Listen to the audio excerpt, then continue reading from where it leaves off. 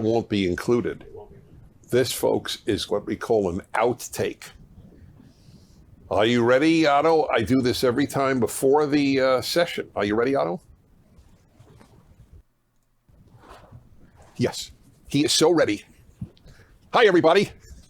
Let's use that outtake. What the hell?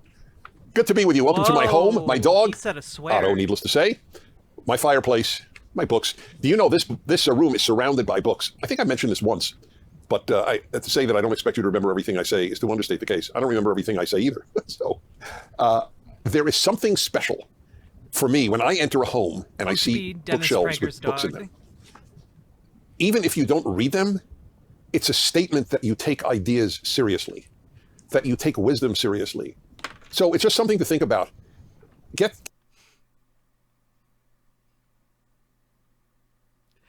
Yeah, just buy books. Don't read books. Don't bother spending time reading books. All that matters is that you own the books. Yes, they give you a +5 to wisdom just by owning them, okay? Get some books. Get some bookshelves. It's a statement. It's a statement to you just as much as it is to others. Do you know what people say whenever they come over to the house, they come into this room? Now, I have 4,000 other books aside from the 1,000 in this room. I just don't have the room, unfortunately, in my home to store them. So they're stored elsewhere. And every one of them was handpicked over the course of my lifetime. Buying a book was a thrill in my life, and I wish it were a thrill in more people's lives. But anyway, of course I didn't read them all. I fully acknowledge that. I basically... It's probably not a thrill for other people's lives because they can't afford fucking books, Dennis Prager, because a lot of people are poor. Use them for writing my own books and my own articles to do research with them if I had to look something up. But of course I read a fair number, but nothing close to all of them. But it's a beautiful thing to see in a home. And it's a loss. That's why people love this background, among other things, is the books and the animals from all over the world. That's a nice collection. Oh, Otto. He's fun. And he's very non-neurotic. There are a lot of neurotic dogs. The Basset Hound we have is somewhat neurotic. But he's placid. All right, so Megan, the inimitable, the one and only, which is the same as inimitable, Megan McDonald, the producer, director, and dictator of this fireside chat. You know, is that you're? I know that's great. She's offended. So I'm going to have a visit with human rights, human relations. Human rights. It's hilarious with human relations at our PragerU. But I will defend myself. You are the. Oh yeah, I'm Prager. It doesn't matter. It doesn't matter. We all bow down to HR. Anyway, I've never been there, by the way, just for the record. Okay, so she gave me a sheet of paper with some what are these tweets? Yeah, look like tweets, yeah. That some folks in their 20s, I presume, have tweeted out on the subject of capitalism. So I'd like to read them to you and then respond to them because we're living in a morally backwards and ignorant age. So here's one from a guy. Capitalism began in England around the 16th century. I think it's a little early, but it's irrelevant when it began. They immediately went on to colonize half the planet in search of new markets, committed multiple genocides, traded slaves, and engaged in constant war. In school, we learn about how communism is evil because of a famine. So... It's a little bit too easy on the communist states. Let's see here. I mean, this is true. This part is true. The communism is evil bit, I would argue that we haven't seen a communist state because they were states and communism is anti-statist. And also workers didn't control the means of production. What we typically call communism or socialism is usually just an authoritarian state run by a dictator, and using the aesthetics of socialism and communism. Because of a famine. So, the original reason for exploration was not new markets, it was gold.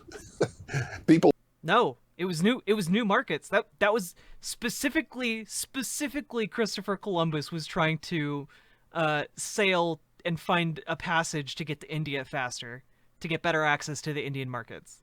People were looking for gold. People were looking for spices. People were looking for anything that they could, that they wanted that they might not have in Europe. The Europeans were the best in the world And they were not the only ones. Muslims explored places. I'm well aware of that. That's part of the reason Islam extends as far as China. There were a lot of Muslim sailors. But there was a desire to acquire riches, which is universal. There is no culture that has ever produced people who did not want to acquire riches. There might well be primitive cultures, but even that I don't believe. I was in Papua New Guinea twice. The first time I was in Papua New Guinea, I went out into the bush, where people walked around, literally. Catherine dominates. Hello, Raiders. Welcome to my cozy little part of the internet, where we are watching a Dennis Prager video and laughing at his expense. I hope you're all having a fantastic day. My name is Jack. I am a market socialist. I talk about how socialism improves people's lives and is generally a fantastic thing that we should use to improve the world somewhat, you know? Hello, Diet Soak Them. We do love his fat dog. It's true. It's true. I hope you're having a fantastic day, Catherine. Only wearing leaves. It was what we would call quite primitive. I don't use primitive in a bad sense. There could be nice people and bad people in primitive society as nice people and bad people in modern society. But it was primitive. And I went to visit a tribe on the island of New Guinea. And I noticed that some of the men were wearing a necklace of pig tusks.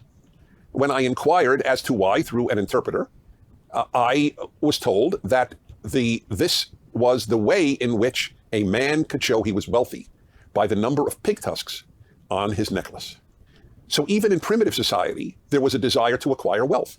That was the number of pigs, or the number symbolized by pig tusks, meant you were wealthy. And why did they wear it? It attracted women, just as it does in modern society, where wealthy men attract more women than poor men do. These are such basic ideas about life. I feel silly wasting your time telling it to you. But since the basic ideas of life are no longer taught, people make up things based on what they would like life to be like. Oh, no, women are not attracted to wealth. Oh, no, men are not attracted to beauty. That's a denial of the realities of life. So this notion, capitalism sort of created this desire to get wealthy or to have markets. Wherever there was an idea of trade, people had markets. What else does he write? Let's see. What? Wait. But markets don't mean capitalism. You're talking... Dennis Prager, like, the original tweet that you were responding to is capitalism began in England around the 16th century. You said it was a little bit early. That's fine. They immediately went on to colonize half the planet in search of new markets, committed multiple genocides, traded slaves, and engaged in constant war. And your rebuttal of that was, well, humans have always wanted to accumulate wealth. But, like, colonialism is distinct from just, like, getting wealth.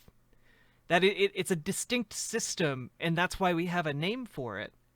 It's a distinct system whereby you extract wealth from an entire colony, and then you bring it back to the mother country.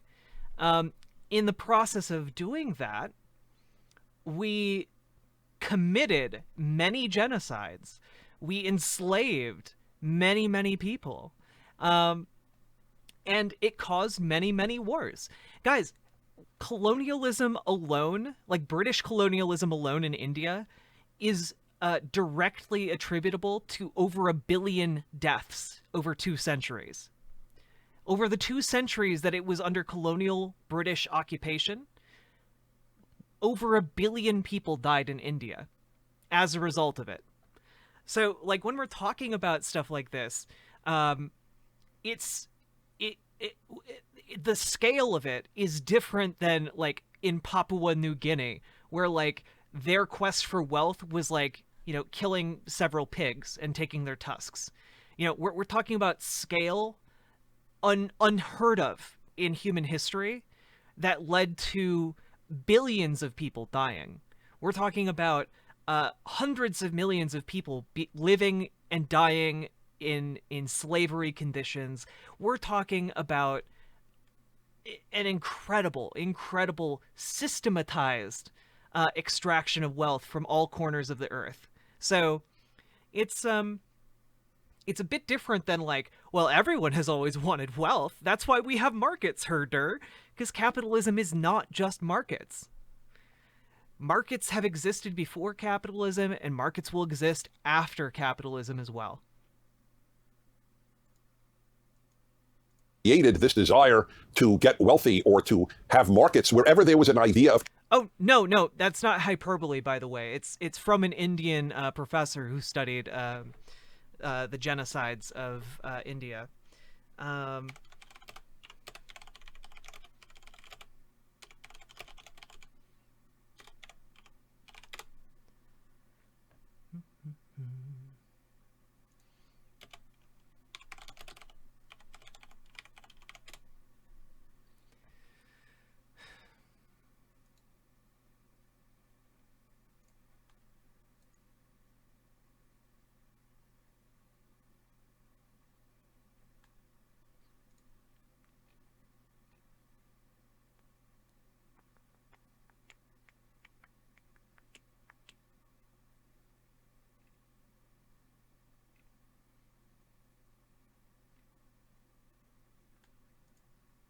Come on now. Why can't I reach the site?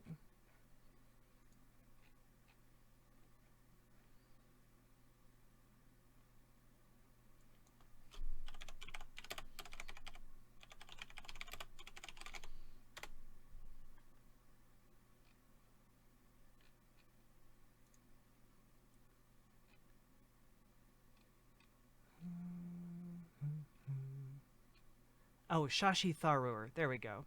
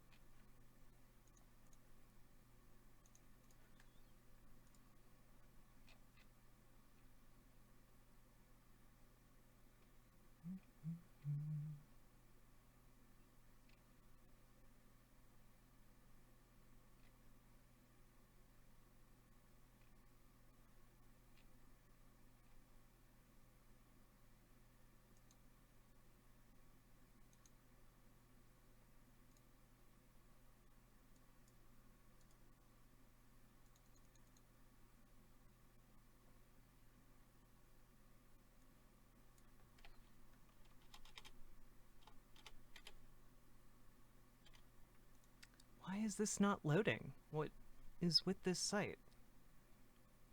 Sorry, we're hooked up on this issue now. I really want to get to the bottom of this. Otherwise, we have to watch a video on it, and I would rather not do that in the middle of this. Let's see.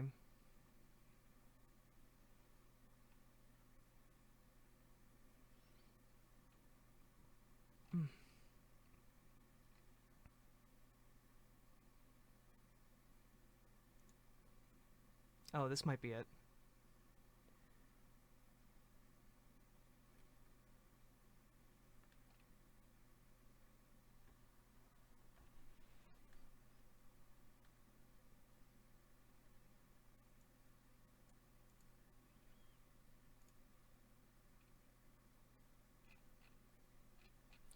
There we go. Here's at least... Dear friends, thank you for being part of the research here. Legacy of colonialism. Britain robbed India $45 trillion, and thence 1.8 billion Indians died from deprivation, directly attributable to British colonialism. It doesn't mean that the British people in India literally, like, killed them by shooting them. It doesn't matter. British people took $45 trillion of wealth over 2 centuries and deprived the people. Winston Churchill himself took like wheat and redirected food from India in the middle of a famine because there was an off chance that in 5 years Britain might have a famine of their own, and so he left 35 million people to starve to death in India. Like this is stuff that happened continually. I think there's an estimate of 18 famines induced by the colonialism of Britain in India over the course of a couple centuries. So like when I talk about this stuff, I'm not just bullshitting out my mouth. I'm using actual science here, actual research.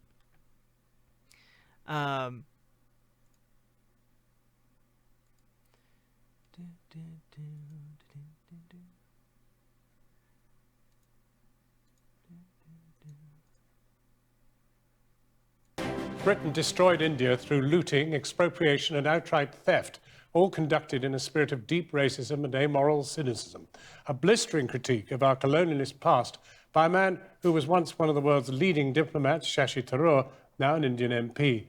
He's just published his latest book on the iniquities of the British Empire, and its themes have echoes today. Shashi Tharoor is one of India's most outspoken politicians. He's an MP and has been both an ambassador and an Under-Secretary-General of the United Nations.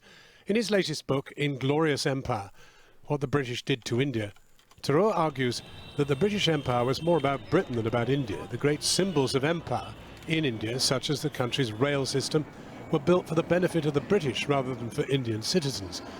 He argues too that colonialism in India was more akin to theft, often leading to death and destruction. In a post-Brexit world, the UK is looking to Commonwealth countries with whom we have had deep historic ties for future trading opportunities, India prime amongst them. Next week's inaugural meeting of Commonwealth trade ministers being held in London is testament to that. In any case, Tharoor judges that in trade talks, the UK will have to be open to discussing allowing more Indian immigrants in, both students and workers. Shashi Tharoor joins us now. Now, I mean, empire, does it mean anything to Indians anymore? Not really, John. I think people have largely forgotten it, and Indians are very good at forgiving and forgetting, so they're forgotten as well, which is what I object to. Let them forgive, but let them not forget. Well, of course, it still has some resonance here in that lots and lots of people wear lots of medals which have the word empire in them. Is that in any way offensive to you? Oh, no. I think, that's part of your history. You're entitled to it. So is it a British problem or an Indian problem? No, I think it is a British problem. First of all, because there is so much historical amnesia about what the empire really entailed. The fact that you don't really teach colonial history in your schools. Children doing A levels in history don't learn a line of colonial history. There's no real awareness of the atrocities, the fact that Britain financed its industrial revolution and its prosperity from the depredations of empire. The fact that Britain came to one of the richest countries in the world in the early 18th century and reduced it after 200 years of plunder to one of the poorest. But all of that is really not known anymore. This is difficult stuff because we're just about to try and do a big deal with you. We need your trade. Are you going to hold this against us? Not at all. I don't really think this is about today's relations, which are between two sovereign equal countries, John. I mean, our economy is as big as yours now. And as far as we're concerned, I think we don't need to have a chip on our shoulder when dealing with you. But I think we do need to be aware of history because, as I often say to young people, if you don't know where you've come from, how will you appreciate where you're going? To what extent do you think India is even conscious of Brexit and its implications? Oh, we're very conscious of it, and not least because a lot of Indian companies who established themselves in Britain, not just for the UK market, but because it gave them easy access to Europe while being in a comfortable English-speaking environment. So there's some real questions going on. Will they up sticks and move off to Ireland or somewhere instead? Some of these issues are very much there. Will there now be the possible free trade agreement with Britain? Well, and what about immigration? Because Indians feel very strongly about that, not least the fact that Indian students have a real problem getting here to university. And we've raised that issue, I believe, in our bilateral contacts for some time now. We're very concerned about conditions for Indian students, as well as the temporary work permits that many of them require after their studies to be able to gain some practical experience. I think I see the kind of deal which would have to be struck, which would be presumably one which would talk about free movement of people to some extent. Well, I mean, the real issue is exactly if you don't really want a lot of foreigners in this country, what exactly are you going to give India in return for selling your goods to the Indian market? I think you will need to accept that India's strengths are in providing services, in providing people, in providing expertise in areas like IT and software. Here's a review. It goes into detail on what he published in his book. But basically, he used census data to reconstruct the state of India prior to British colonial rule, and talks about it here. We would actually need to read his book for the stats on this, but largely it's the result of taking the wealth, taking the material goods of the country, including their food, and basically manufacturing famines that killed 1.8 billion people over 200 years. software, which is amongst our strengths and where you can use all of this. But that does mean opening up to human beings coming in here, visas, students. You're a work realist. I mean, is a significant deal possible? I think only if there's real give and take in a negotiation. It's just not going to happen automatically, and certainly not because of any nostalgia for empire, John. Really? I mean, surely we have a special relationship, as Mr. Trump would put it. If you keep losing to us at cricket, we probably will consider that a good special relationship worth maintaining. But no, jokes apart, I think there are obvious affinities which will continue and which are there, but they're not enough. Trade negotiations are hard-headed, realistic business propositions, and they will have... This is not on topic. We're gonna put this in. Here we go. You went to high school in an education system that was set up by the British. You were educated in English. You're a man who rose to be UN Under-Secretary General. I mean, these are advantages that might not have been, or almost certainly wouldn't have been possible without the British Empire. Are you ignoring that historical reality? You know, it's a very good question, because in fact the educational system in India that the sort of elite subscribes to is very much indeed a legacy of the colonial era, with appropriate modifications. So we do study Indian history from a somewhat more nationalist perspective than I'm sure our ancestors did when the British were teaching it. But by and large, a lot of in fact, I took examinations that were nominally called the Indian School Certificate. But when I took them, the examination answer papers were shipped off to Cambridge, literally by ship. I had to wait 3 months for somebody in Cambridge to correct them, grade them, and send them back. I mean, the system was very much anchored in that. Yeah. Though, in fact, the schools I went to happened to be missionary schools, Jesuits who were not English. I mean, they were Belgian and French and Spanish and God I'm speeding this up because I've seen this video before. We're just trying to find the relevant part. knows what else, and Indian too, but not too many English Jesuits. Nonetheless, the system came from that, and I've talked about it in the book, that one of the more insidious challenges of colonialism is the extent to which our minds are colonized as well. And that colonization of a mind takes some growing out of. For us, for some of us, one never really grows out of it. I mean, I do know that there are many who can't help, as it were, their identification with things Anglophone and Anglophile, because that's really what they were schooled to appreciate. I have argued in the book, for example, that my fondness for Woodhouse and cricket, which you mentioned, actually is despite, in many ways, the fact that they have English origins. Of course, I'm even more fond of cricket now that we regularly beat the English at it. But Famously, an Indian game accidentally discovered by the British, I think. That's a great line by a sociologist, Kailash Nandi, that it's actually an Indian game accidentally discovered by the British. I mean, clearly, our climate is far more suitable for cricket than theirs, for one thing. But anyway...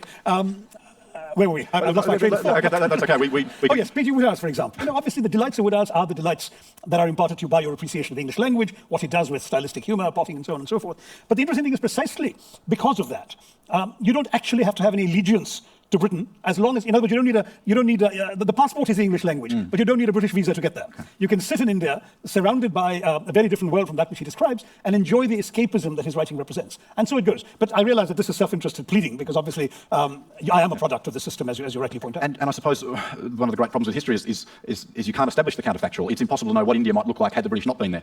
Can I take you to those more structural things? The fact that India speaks the world's language, the fact that India has a centralised unitary government, that is a democracy. How much has India's way in the world been made easier by those legacies? I think highly contested. Now, there's no question that some of this has been useful to us, and the English language certainly. But I want to stress, and I think you alluded to this in your introduction, that all the things that apologists for empire like to claim credit for, the English language, parliamentary democracy, the rule of law, the railways, all of the classic cliches, and for that matter, even tea.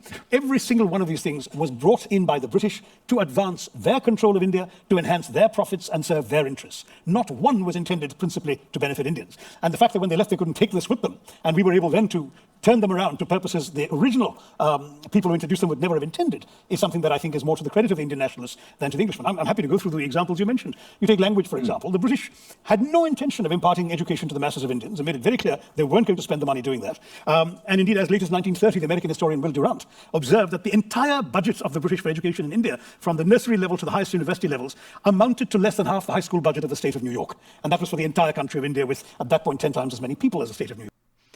I killed you, bot 8838.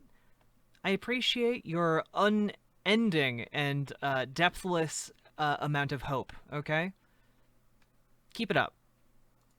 The fact is that the British were not interested in investing in education, and even the English language was brought in just to educate a narrow class of sort of interpreters between the governors and the governed. People who would help... Oh, Johnny Tightsack, I turn it on because there are some people in my audience who really like having subtitles on, no matter what. Helps them follow along, they might be hearing impaired, etc. the British by constituting a buffer between them and the dirty masses whom they ruled. I mean, that was very much the attitude. Macaulay actually said this in his notorious minute on education in India, where he said that we need to create a class of Indians, Indian in skin and colour, but English in opinions and tastes and morals and in intellect. Those were his exact words. And it was to serve their purposes. Now, of course, Indians then used English to open up another world of ideas, often very radical and critical ideas, and ideas that eventually made English a language of Indian nationalism. Our first Prime Minister, Jawaharlal Nehru, wrote his classic, The Discovery of India in English. So an Indian nationalist discovered India in English, as it were. But that was our, if you like, change of what the British had intended to do. Democracy, and you mentioned political unity. Political unity is the one that the British point to with pride, that they came into a bunch of warring principalities and they made a country out of it. Not so. For 2,000 years, before the British ever set foot on India, there had been a very clear sense of a common civilizational unity and an aspiration on the part of monarchs to consolidate that territorially. Now, obviously, they couldn't. I mean, we had two people who came very close. There was the Mauryan Empire, Ashoka and Chandragupta, who controlled about... Nope. Are you? 90% of the subcontinent, including Afghanistan. And then the Mughals, particularly with Akbar and Aurangzeb, they controlled about 95% of the subcontinent. And that was the extent. But the fact that everyone tried to do it, aspired to do it, and failed in trying shows that if the British hadn't succeeded, somebody else around the same time with the advantages of modern communications and so on would have. So political unity was not a British gift. Democracy had to be prized from the reluctant grasp of the British. In fact, the history of the advent of democracy in India, as I demonstrate in the book, is actually littered with the broken promises of English rulers who keep promising responsible self-government and then sort of yanking it away just when the time came for them to redeem their pledge. And the example after example of this, until finally, sort of more or less democratic system. I say more or less because the franchise was still limited by literacy and population, so it was not a majority of the people. But still, a franchise of votes was offered to Indians properly for the first time in 1937. Before that, there'd been elections, but for example, in the 1920s, only 1 out of every 250 Indians had the vote. So hardly a training ground for democracy. And even then, they did not allow people to vote for a national government. The national government was still the British, headed by the Viceroy. It was only provincial governments that Indians were allowed to form up to the Second World War. So given all of that, it's very difficult to point. And as I say, the British did a great deal to undermine Indian unity. When the Indian National Congress was established in 1885 by well-meaning Scotsmen with various Indian supporters, it was truly a body the British would have easily co-opted. It was a bunch of largely Anglophile lawyers who wrote decorous petitions and held very civilized meetings in which they asked the English to give them the rights of Englishmen. But the British saw even this as a threat. So far from welcoming it as a first step towards responsible self-government for Indians, what the British did instead was try and undermine the Congress to the extent of helping encourage the setting up of a rival body 20 years later, the Muslim League, which was set up explicitly on sectarian lines, with the British prodding them to say, look, these people will only represent the interests of the Hindu majority. Now, you look at their first 20 presidents, and they're Christians, Muslims, Parsis, as well as Hindus. And there's even an Irish woman, an Irish Catholic. I'm doing okay. I'm chilled out. Of the Theosophist movement. I don't know if you can tell, I'm kind of low energy at the moment, mostly because I've seen this video before. I don't have a ton to add, but it has a lot of really good info on what I was talking about with, people dying like crazy in India. Open, very inclusive. Yeah, I mean, by some estimates, British colonial rule killed 1.8 billion people over 2 centuries, along with stealing $45 trillion of wealth. So. But the British had no intention of cooperating with it, had no intention of taking it serious. And these are not retrospective judgments. I've quoted, for example, a Sunday Times journalist from London who travelled in India in 1907, 1908, Henry Nevinson, who attended meetings of the Congress, met British officialdom, and recorded his horror at the way in which the British were denying fair due process and fair rights to Indians. So all this was apparent at the time, and yet the British dragged it out as long as they could. So it's a bit rich, as I've said at Oxford, to arrest, maim, imprison, torture, deny rights to a people for 200 years, and then celebrate the fact that they're democratic at the end of it. Let's talk food. One of the great lines of the book is there's never been a famine in a democracy with a free press. One of the striking things that comes out of this book is the widespread starvation that occurs in India during the first half of the 20th century. Can you talk about the famines and what? Absolutely. No, it really was a horror show what the British did, and if there are any Irish people in the audience, this will resonate with them because they did the same thing in Ireland. The British had a compound of attitudes at the time that they were ruling India. The first was that one must not give charity because it encourages idleness. The second was the rather callous notion, but they justified it in Adam Smithian terms, that the free market must prevail. So if there is a famine and the British government buys the only grain available to ship it off to London for the bread baskets of... Oh, he's talking really fast, Johnny Tightsack, because I sped up the video. Because, again, I've already seen it before. We're getting at one of the points in the video where he talks about what I'm talking about. Of the East End, but the poor people left in India who are starving for food can't afford to buy it because the Brits have driven the price up. Well, those are the rules of the free market. It's tough, but that's the way it's going to be. Third was the Malthusian principle, that if the land cannot sustain the population that's trying to live off it, well, people must die. So they did. And the final thing, of course, was Victorian fiscal prudence. Thou shalt not spend money thou hast not budgeted for. So with all of this put together, they refused to help people in famines, which was exactly the opposite of the Indian experience in the past, where whenever there was a drought, whenever there was a failure of a harvest, the rich people, the aristocracy, the local kings and princes and so on, all came in to help people. And there are no recorded instances of people just dying of famines until the British came along. In fact, there are actually accounts by British observers in the late 18th century, during the first devastating British-made famine in Bengal, which wiped out a third of the entire population, saying that in the nearby states still ruled by Indians, because Britain hadn't conquered all of India yet, people were being helped. And here in British India, they were not being helped as a matter of policy. Now, in Ireland, they did the same thing, which led to the Great Potato Blight of 1841 and the deaths of people. But the Irish at least had the option of jumping onto boats and sailing off to America. We didn't have that option. So we stayed in India and died. And the worst example that one can come to is Winston Churchill and the Second World War. Winston Churchill personally took decisions to allow people to die while his government acquired all the grain in Bengal that they could get, not to feed the war effort, as was wrongly suggested, but to enhance buffer stocks, reserve stocks, in the event of a likely future invasion of Greece and Yugoslavia. And Australian ships were docking at the port of Calcutta laden with wheat. And Churchill was personally deciding, either he or his odious Paymaster General, Lord Cherwell, acting on his instructions, to not allow those ships to disembark their cargo, but to continue to sail on to Europe. When officials in India wrote to him saying people are dying, they're literally dying on the streets, he said, well, I hate Indians. They're a beastly people with a beastly religion. It's all their fault anyway for breeding like rabbits. These are all exact quotes verbatim. And when one particular memo reached the Prime Minister's desk about the unconscionable number of deaths, it ended up being 4.3 million. All Churchill could bring himself to do was to write in the margin, somewhat peevishly, why hasn't Gandhi died yet? Now, this is the man whom the British expect us to hail as an apostle of freedom and democracy. He has as much blood on his hands as the worst genocidal dictators of the 20th century. This is Shashi Tharoor. He is a scholar from India, and he's also I believe he held some government position in India. I can't remember exactly. But he wrote a book called, oh gosh, what's it called? Inglorious Empire, What the British Did to India. There we go.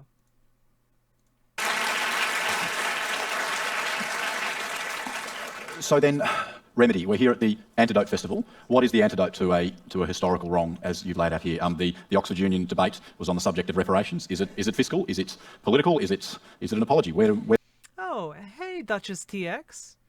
I'm doing all right. Hope you're having a fantastic evening as well. I hope you're enjoying that wine and smoking. Let's do the genocides of Africa by way of Belgium and Germany. Man, Tommy Real Pro. I don't know. Where do we go? I don't know. I don't have anyone on hand that I know of who talks well about that subject, but I do recommend everyone reads King Leopold's Ghost. Incredible book on the history of those genocides. Yanis Varoufakis, but for India, kind of. I think there's a bit of a difference, but I don't know enough about either. From here. Well, I got saddled with this reparations thing because that was the topic the Oxford Union students chose, Ben. And the fact is that even in that debate, I said that you can't really quantify the value of the damage done by the British. How do you put a price on these 35 million Indians who died, totally unnecessary deaths in those famines? How do you measure the lives and livelihoods of the weavers whose thumbs were chopped off so they couldn't weave again when their looms were smashed? In case the looms were rebuilt, they no longer could ply their craft. How could you measure all of this? I mean, the financial drainage has been calculated. In fact, an Englishman called William Digby in 1901 published a 900-page book, which I have on my laptop, in which he worked out down to the last penny and shilling how much the British had each year repatriated to England from India. But, I mean, it was after that India spent the equivalent of 80 billion pounds sterling in supporting the First World War, and so on. So those numbers have long since been overtaken. So I don't want to go the financial route. In that debate, I said even a symbolic £1 a year for the next 200 years will do it. Because the larger point is not finance, but reparations, but atonement, I beg your pardon. It's not reparations, but atonement. Why do I say that? Because reparations, any sum of money that would be payable would not be credible, and any sum that would be credible, that would take into account all this damage, would not be payable. So why go down that route? Atonement, however, is necessary. I think all sinners need to atone. And Mahatma Gandhi, in fact, is the one who wrote to a viceroy that he considers British rule in India to be a sin. And for him, that was a very strong word, because a sin... Pirate Jenny, thank you so much for hitting the follow button. We've had, almost no new followers tonight. It's been a bit disheartening. But thank you. Thank you for being a small light today, okay? But at the same time, he had the very Hindu notion that you must hate the sin and not the sinner. So once the sin was over, once the Union Jack had come down, there was no more any rancor towards the sinner because he was no longer a sinner. However, what about the past sins? And my answer is, first of all, well, there are three things I'd like to suggest to the British, and indeed have been suggesting to the British. The first is, I think they should teach unvarnished colonial history in their schools. There's this very convenient historical amnesia in Britain today, as a result of which what's happening is that you can do an A level in history in Britain today without learning a line of colonial history. Most people don't know what the British did, to the extent that YouGov, which is a poll that often looks at young people's views in Britain, every year for the last few years, I've quoted one, but there's another poll which is even worse, showing that a significant proportion of young English people actually are proud of the empire and would love to have it back. They have no idea what they're proud of, so they've got to be taught. That's one thing. A link to that, I would say, is there needs to be more by way of memorials and museums. London is just absolutely covered with museums of various sorts, many of which are full of the products of theft from colonies. They're sort of chor bazaar for the Indians in the audience, masquerading as museums.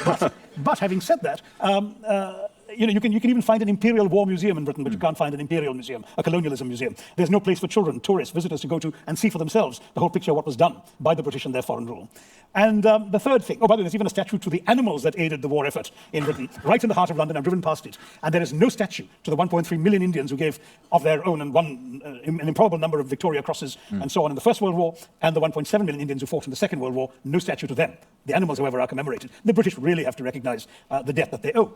Finally, yeah, I mean, Nikola Tesla, I think, like a lot of the remnants of colonialism, like British presence, is a lot of it's in their institutions, in like the English that they speak, in like their curriculum, in like all across their society, kind of like the way slavery is still present in American society because of the lasting economic effects of slavery on the African American community.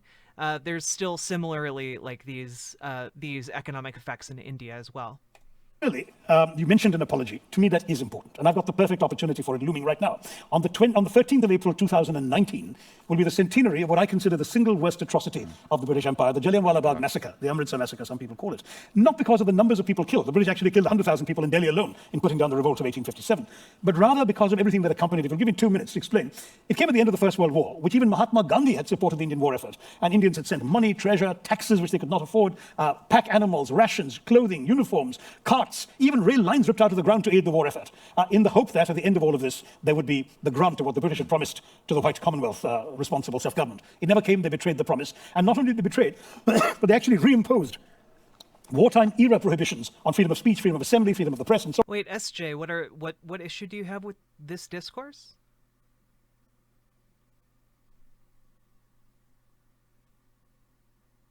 Wait, who are you talking to?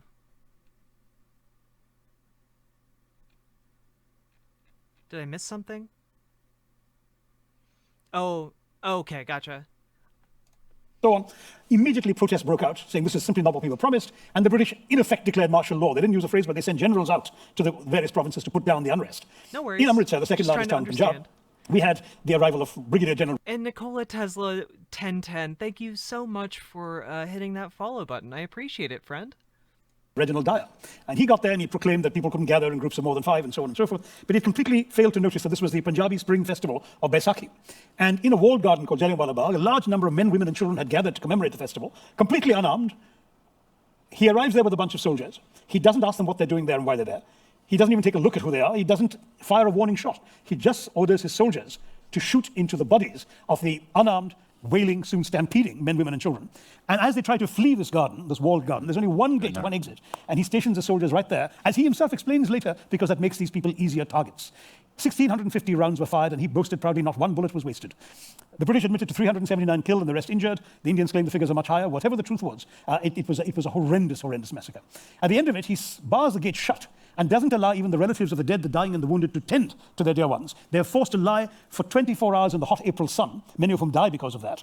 On top of that, he forces Indians to crawl on their bellies on a narrow lane nearby, and if they so much as lift their heads are bashed in by British staves. At the end of all of this, of course, there is outrage. The House of Commons condemns him. The House of Lords promptly passes a resolution praising him for what he had done.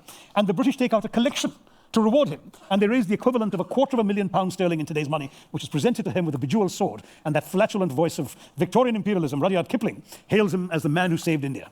Now that entire package, the betrayal at the beginning, the cruelty of the massacre, the racism and indifference to Indian suffering that followed, the justification and reward, you take the whole thing together, and to me it makes it the single most fitting act that is worthy of an apology. And if somebody, on the centenary of that event, somebody from the royal family, because everything was done in the name of the crown, were to come to Amritsar and go down on their knees at Jallianwala Bagh and beg forgiveness or express remorse, apologize for this sin, I think it would have a remarkably cleansing effect and perhaps wash away much of the wrongs that were done in the preceding 200 years.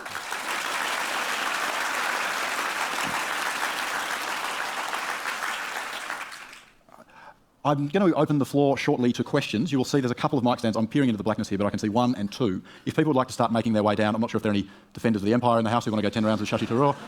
Any Churchill fans out there? Can I ask you one question, perhaps a little off topic of the book, but extrapolating it further to India's future, and because you're a person who went within a handful of votes, I think, of being UN Secretary General.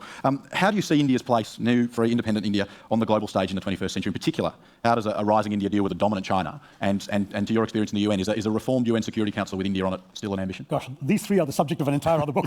It's called Pax Indica, India and the World of the 21st Century. It was published a couple of years ago. But I mean, the short answer would be that India, I think, has an enormous contribution to make to the world of the 21st century, and it should. We have the ability to contribute to the stewardship of the global commons. We have the skill, the resources, the technology, the human capacity to make a difference in everything from cyberspace to outer space, and we ought to step up to the plate and do it.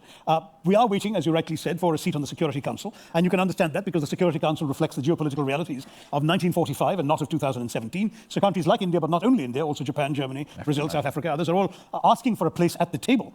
And in international affairs, this is very true. You're either at the table or on the menu. And the fact is that we have been rule takers in the international system for a long time, observing rules that others have written for us. And I think we feel that we've come sufficiently of age and made enough of a contribution to the world system in peacekeeping and in other ways, democracy promotion and so on, to have earned the right to be amongst the rule makers. So yes, I do believe India has a significant and credible role to play. On China, I mean, China's way ahead of us in economic development terms, GDP growth, the size of their economy, their manufacturing base, their infrastructure. I don't see this as a race. I think as long as both countries are able to eradicate poverty in their countries, give their people 3 decent meals a day, a roof over their heads, a possibility of decent work, and ultimately the hope of leading decent lives, then more power to both of them. And it doesn't have to be a competition. There's enough available in the world, and Asia too, for both countries to thrive and prosper. Those in either country are inclined to see this as a zero-sum game, I believe, are wrong. And I think there certainly are some in China who periodically seem to like to needle India to keep it off balance slightly, to remind it that it shouldn't have pretensions to challenge China. And there are some in India who seem to be locked into a mindset that China is some sort of permanent enemy, which I don't believe it needs to be. I think the two can cooperate. I pointed out, for example, that something like the sea lanes of communication across the Indian Ocean are actually of mutual interest. Instead of us worrying about every Chinese base and the Chinese suspicious of every Indian ship, we could be conducting joint anti-piracy patrols and so on, because we have the same interests. The same lanes that go from the Gulf and East Africa to China have to pass by India first. So we have the same interests. Why don't we cooperate? I'm going to be ruthlessly democratic about our questions, so I'm going to go one. All right. So that's another one. I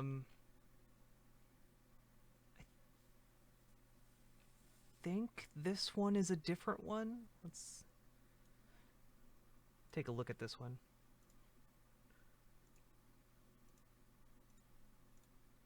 With us in New York for this important session, the last session. The last is always the best. I'm delighted to be in conversation with Shashi Tharoor, my dear friend of many years, the best-selling, award-winning author of 17 books of fiction and non-fiction. As you know, he's a second-term member of parliament representing Thiruvananthapuram. As he mentioned the East India Company, as I'm reading about this topic, I keep seeing it show up, but I don't know if he brought that up.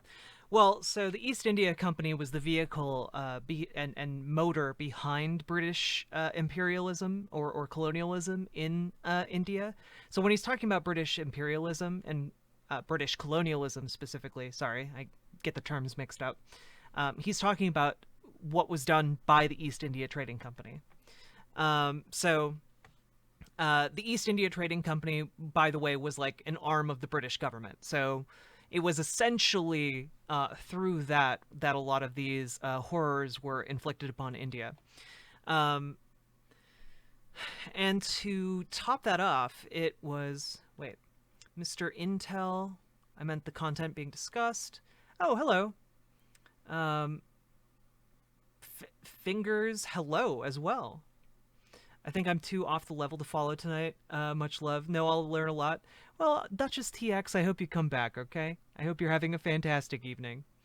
Sorry, I missed all of this in chat. Fingers. China is an enemy. They keep talking taking our borders? what is China? Are you talking about the Chinese are taking the United States' borders? But yeah, Mr. Intel, we're talking about British colonialism in India. See ya.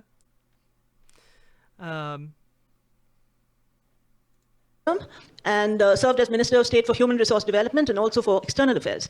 And he has a phenomenal fan following, which is matched in equal measure by the anger and despair of those who troll him.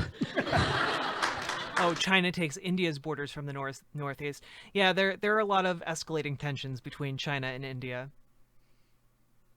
Who seem to constitute a mini industry by themselves. This is true. So, I am not Tunku Varadarajan, just in case you were confused.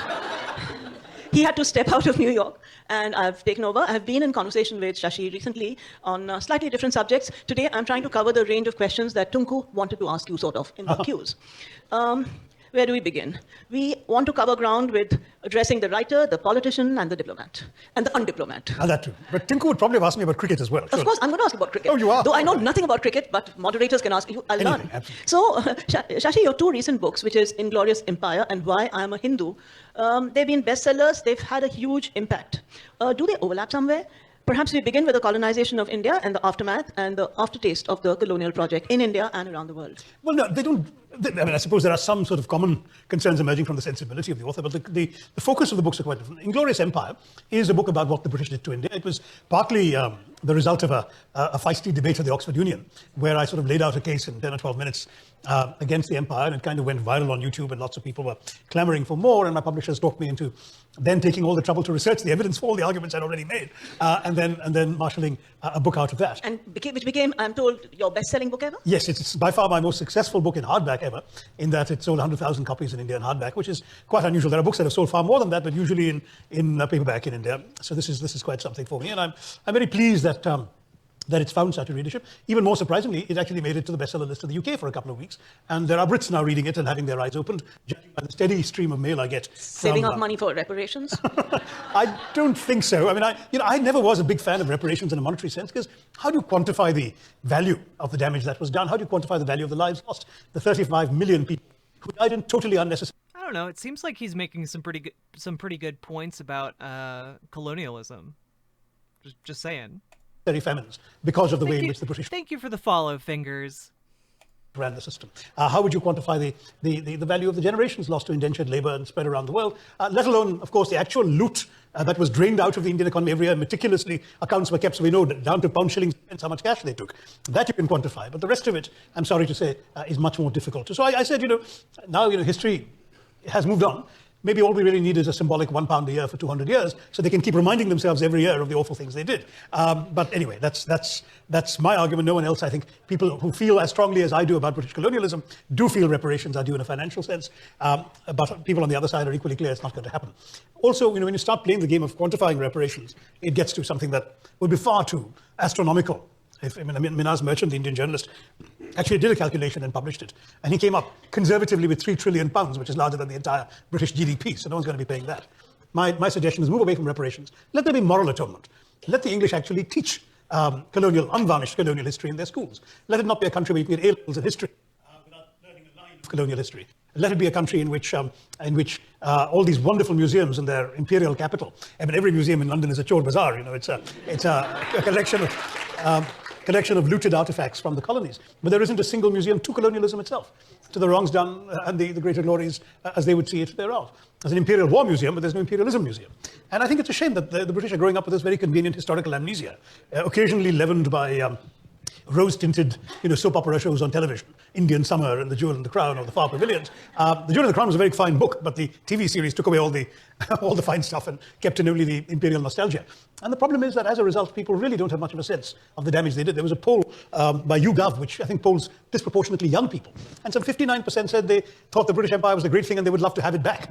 Well, you're not getting it, if any Brits in this audience, but the fact is that it clearly shows a gap in the education about it. So that's one. And on why I'm a Hindu, it's very different. It's responding to the current climate in India. Yes. As privileged a much more distorted idea of what Hinduism is all about than what I grew up with. So on that, I was wondering, would you say that the aggressive and resurgent avatar of Hinduism which we are witnessing might be a reaction to the 1,000 or so years of invasions and the rule of a non-Hindu minority? Did it lead to a wounding of the Hindu psyche, perhaps, a collective loss of self-esteem, or did it conversely testify to the strength of Hindu thought that carried on undeflected in a way? No, I think there is a strong kernel of truth in your question, that particularly for some in northern India, this 1947 seemed to represent an opportunity to, as they saw it, right certain wrongs of the preceding 1200 years. I come from the south, where our historical experience is very different, and we don't see Islam or Christianity or any other faith that way. They all came in peace. And they came with trade. They came with trade, with travelers, missionaries, teachers, preachers. We went out and embraced it. We actually had a Kerala king who went off to the Saudi Peninsula to meet this prophet he'd heard so much about. And he actually met the prophet, but didn't make it back to India, died on the Saudi Peninsula. But the legacy of his visit to the Prophet Muhammad is still to be seen today. If you fly into Muscat in Oman, there are on the fringes of the peninsula Kerala coconut trees growing, which are not native to the Saudi Peninsula. They were taken from Kerala by this Kerala king. So we have a very different experience. But the problem for me, you speak of an assertive Hindu nationalism, but it's actually based on a rather dismaying inferiority complex. These are people whose Hinduism has been conquered, subjugated, humiliated. They feel a humiliation, an ancestral humiliation they want to overcome. And their assertion or aggressiveness today is to the unsuccessful removal of a chip from their shoulder. Whereas the Hinduism that I have seen, read, grown up, practiced, and been taught is a much more self-confident Hinduism. So you're talking about a north-south divide? Partly, but I grew up mainly in the north, so it's even if my roots and the roots of my faith are therefore from the south. I grew up in Bombay, went to high school in Calcutta, went to college in Delhi. And I studied Indian history in all of these places. So I know the history of the north. I know far more about the Delhi Sultanate and the Mughals than I do about the Vijayanagar Empire, which wasn't taught in Bombay, Calcutta, or Delhi when I was growing up. But another form of colonialism? Another form of, I think, just bad syllabus writing, but that's another issue. What I will say, however, is that Hinduism survived all of these various assaults upon it. If you want, you can go back to about 500 BC, because Buddhism was a reform movement against Hinduism. The Hindus sort of reeled back under the impact of Buddhism and Jainism, and then they regrouped and came over, absorbed Buddhism into Hinduism for all practical purposes in India. When Islam came, Hinduism again found new resurgent responses to it, including the creation of a different faith in Sikhism, but Sikhism too emerging from the same Bhakti movement that found new forms of worship and of responding to the ideas of the divine under the impact of Islamic colonization. So I don't see it. I don't see this narrative that the Hindutvavadis, the Sangh Parivar, sees of sort of unbridled Muslim oppression of beleaguered and conquered Hindus. I see a much more interesting, stimulating exchange that resulted in a lot of syncretism, the Ganga Jamni Tehzeeb you keep hearing about in the north. And if you like, one area of overlap is the way in which the Brits came in and ossified a lot of this, because the sense of separate identities really didn't exist until the Brits helped create it. It's quite striking, for example, if you look at... Can you give any examples, Fingers? Because I don't know. I'm open to different interpretations and ideas. Lucknow, where the Lucknow of Wajid Ali Shah, they used to commemorate Muharram every year, jointly, the Sunnis, the Shias, and the Hindus together. The Brits came, and they said, no, our books tell us that Muharram is a Shia thing. Out with the Sunnis, out with the Hindus, only the Shias will get to run the show. And soon enough, the sniping started from the Sunnis, and the first incidents of Sunni-Shia violence happened under British rule and not under Nawabi rule. Now, this kind of tendency to want to control, to categorize, to classify is common to all colonists. It's sort of, the map and the museum are very much instruments of colonialism, and so is the census. So you use the census to ask people to identify themselves along the lines of categories you, as the colonizer, can understand, can classify, and can monolithic And that's where these monolithic Hindu-Muslim identities began to emerge and became internalized in the consciousness of Indians. It didn't help that after the revolt of 1857, the mutiny as the British called it, we had also a very conscious effort to divide and rule. The famous memo from Elphinstone, who said that divide et impera was the ancient Roman maxim and it held powers. And with that, you had this increasing consciousness that ultimately culminated after many stages I've described in the book, in partition. Now, whether we should today still be prisoners of all of these things, I strongly contest. A lot of good work being done by modern historians has established that the actual reality was very different. And there is so much evidence, not just anecdotal, but historically grounded evidence of the community's interpenetration, cooperation, not just coexistence, but going well beyond that, so that you have story after story of, let's say, Hindu temples being destroyed in natural calamities and Muslims coming to help rebuild it. You have Hindus thronging to Muslim shrines. You have the Dagar brothers singing Hindu devotionals. You have all of these elements of cultural exchange and mutuality, which are sought to be denied by this Hindu-Muslim binary narrative that I reject. But to move to the next question, which I ask you in every time we are in these subjects, you've said Hinduism offers the world a perfect religion for the 21st century. But would you say it is beleaguered within? How, in the face of so much regression, superstition, caste, and gender oppression being published, being practiced, and what my friend Kanchai Laya's book says, why I'm not a Hindu, the paradox of a religion that puts its own flock outside the purview of its blessings. So what do you have to say about that? Well, I mean, on that point, I would say it's not the religion, it's social practice. And social practice is always up for contestation and rejection. Social reform is... The laws of Manu? But the laws of Manu, there's very, very little evidence as to whether they were really observed as written. There are many things that exist. I'm not sure that every Hindu practiced every bit of advice in the Kama Sutra either. So, I mean, the fact is that these books were propounded, but for every blood-curdlingly misogynistic or casteist pronouncement of the Manusmriti, I can give you others in other equally sanctified ancient texts that preach against caste discrimination and that celebrate the authority, autonomy, and role of women. So, for us to just take cherry pick texts that demonstrate one thing. I mean, I can't do it. I can't cherry pick a text and just say, look, Hinduism is a wonderfully broad-minded and inclusive religion when you can point to the others. All I'm saying is the religion, because it's not a religion of one holy book, but of multiple sacred texts, offers you an awful lot to pick from. What you pick is up to you. If you choose to pick the misogynist or casteist or offensive bits of the faith and say my religion allows me to discriminate against people or to oppress people, that's your fault, not the religion's. It's a religion that's been existing for 3,500 years is bound to have had a lot of accretions, a lot of ideas which were constantly meant to be reevaluated with the test of time. But let me go back to the beginning of your question. You said, my arguing that Hinduism is a great religion of the 21st. There are many arguments I make in the book, but I'll mention only two in our conversation. The first is, of course, the wonderful fact that in an era of uncertainty, of incertitudes, you have uniquely a religion that privileges incertitude and doubt. Hinduism rests on the idea that there's a heck of a lot we don't know and won't know. So, for example, the Rig Veda's creation hymn, which is a few pages into the Rig Veda, actually says, where does this whole universe come from? Who made all of this heaven and earth? Maybe he in the heaven knows, or maybe even he does not know. A religion that is prepared to question the omniscience of the Creator is, to my mind, a wonderful faith for a modern or a postmodern sensibility.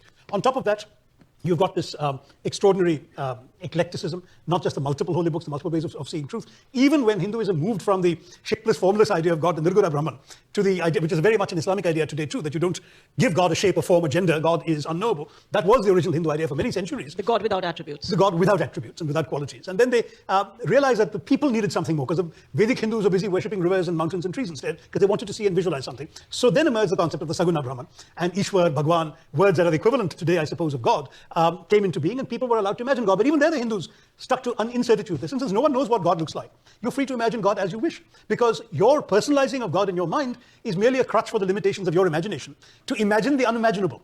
No one has seen God, therefore if you want to imagine God as a pot-bellied guy with an elephant head, that's fine, Ganesh. You want to imagine God as an 8-armed woman riding a tiger, Durga, that's fine too. And by the same logic, if you want to imagine God as a bleeding man on the cross, that would be acceptable to Hindu thought as well, because these are all ways of imagining something which you have to, and Hinduism says all ways of reaching out to the divine are equally valid. Vivekananda used to quote the Shiva Mahimna Stotram, which said that as many rivers flow in their different ways and directions, some crooked, some straight, to the same sea, so also all ways of reaching out to the divine reach the same Brahman, reach the same place, and therefore it doesn't really matter. That Hindu idea is the first thing that I value greatly, but flowing from it is something Swami Vivekananda said. And Swami Vivekananda, everyone knows, he came to America in 1893, was given 5 minutes to address the World Parliament of Religions in Chicago, and spoke so brilliantly that he kept being asked to continue and come back, and he ended up making 5 or 6 speeches instead of just one at this conference. But in that series of addresses in Chicago, he laid out, I think, the basis for Hinduism that a modern Indian Hindu can appreciate and live up to. And one of the things he said that I read as a teenager and stayed with me throughout was this wonderful statement of his, that I'm proud to speak to you in the name of a religion that has taught the world not just tolerance, but acceptance. You see, I grew up and went to school and learned that tolerance is a virtue. Your textbooks tell you a tolerant king is a good king because he tolerates all the other opinions of his subjects and so on. But when you really think about it, as Vivekananda clearly had, tolerance is a dreadfully patronizing idea. Because what does tolerance say? Tolerance says, I have the truth, you are in error, but I will magnanimously indulge you in your right to be wrong. But acceptance, which is what Vivekananda says Hinduism is all about, goes well beyond that. It says, I believe I have the truth, you believe you have the truth, I will respect your truth, please respect my truth. And to my mind, this is a very, very wonderful basis in a multi-religious society like ours for Hinduism as a religion of 80% of the people to be able to coexist with other faiths that are different. That's what makes it such a good So on that point, this was going to be my last question, but I'm going back to it. I have 2 more questions to ask, which are very important. But in your book, Why I Am a Hindu, you mentioned how Mahatma Gandhi was a great exemplar of this sort of accepting Hinduism, and in response to being classified as...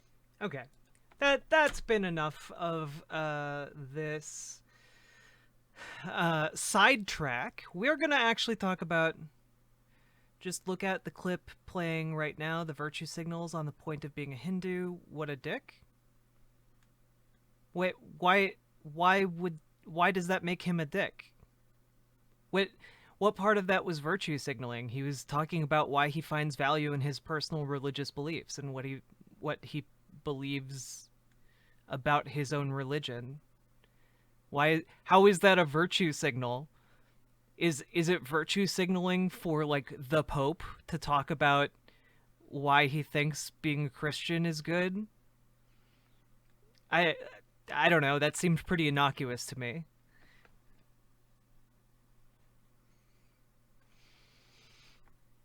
Anyway, I do give him respect since he does demand reparations from Britain, but rather a formal apology. Does not.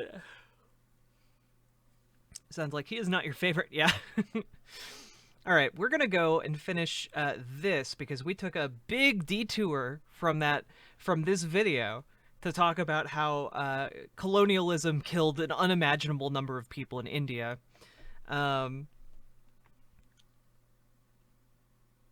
So, time for us to finish talking about Dennis Prager, who is like, well, markets existed everywhere, so like, you know, the markets existed, so ergo capitalism is fine. Yeah.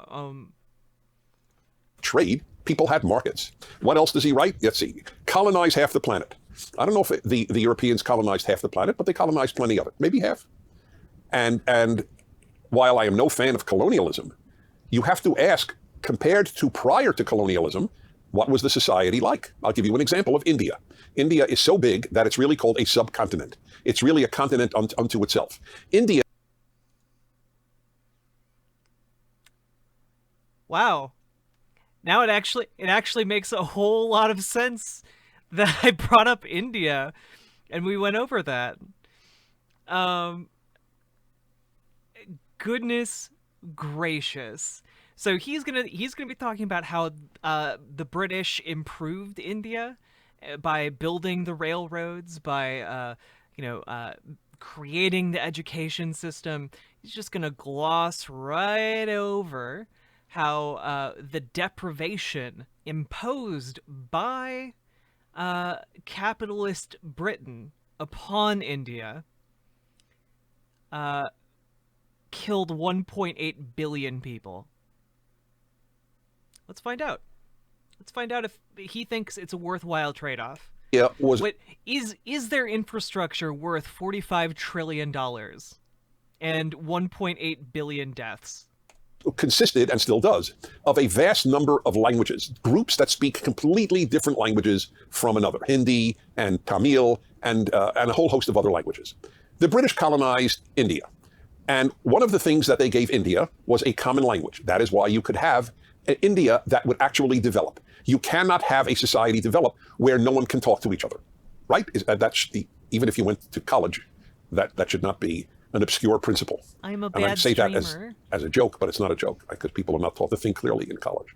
A very big problem. Anyway, so they gave the Indians a united language. That is why Indians at this time can talk to each other from North India to South India and east to west. What do they talk to each other in? Overwhelmingly English. Here's another thing that the British gave them.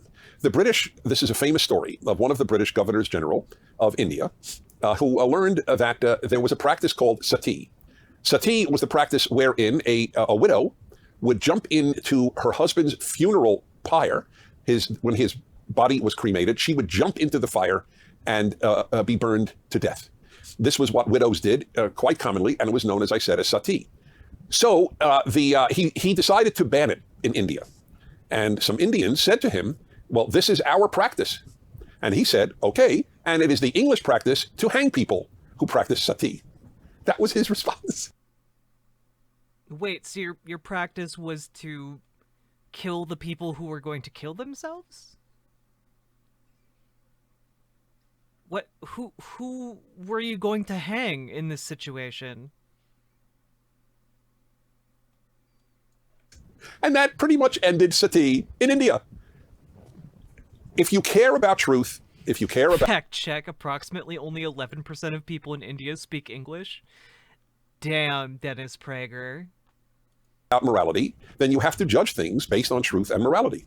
Were there bad aspects to colonialism? There certainly were. Right, Fingers. I'm not questioning that aspect of the practice. What I'm questioning is how is hanging the wife who was going to kill themselves going to solve the problem?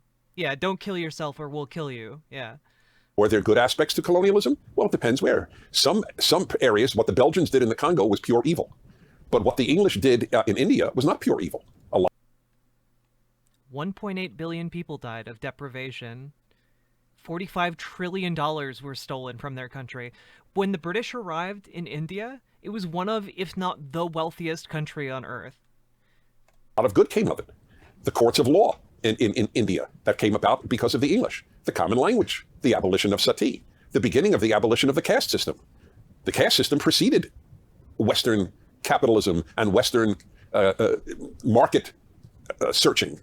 The caste system still exists today. It's just informalized. This is ancient. This notion like the world was beautiful prior to the West's exploring it and even taking over a lot of it is just a gigantic body of ignorance. It's a as is claiming that colonialism improved the places it went. Horrible thing, the caste. Yeah, the caste system still exists. One of my close friends killed himself because of the confines of the social confines of the caste system that extended from India into the United States. So yeah, it still exists and it still has incredibly awful effects. Would you be able to expand on how the caste system exists? Basically, Nicola, the issue is there are multiple castes, like rungs in Indian society, and if you are of like a higher caste, you are kind of forbidden from interacting with lower caste members of society. In fact, there's an entire caste in society that is untouchable.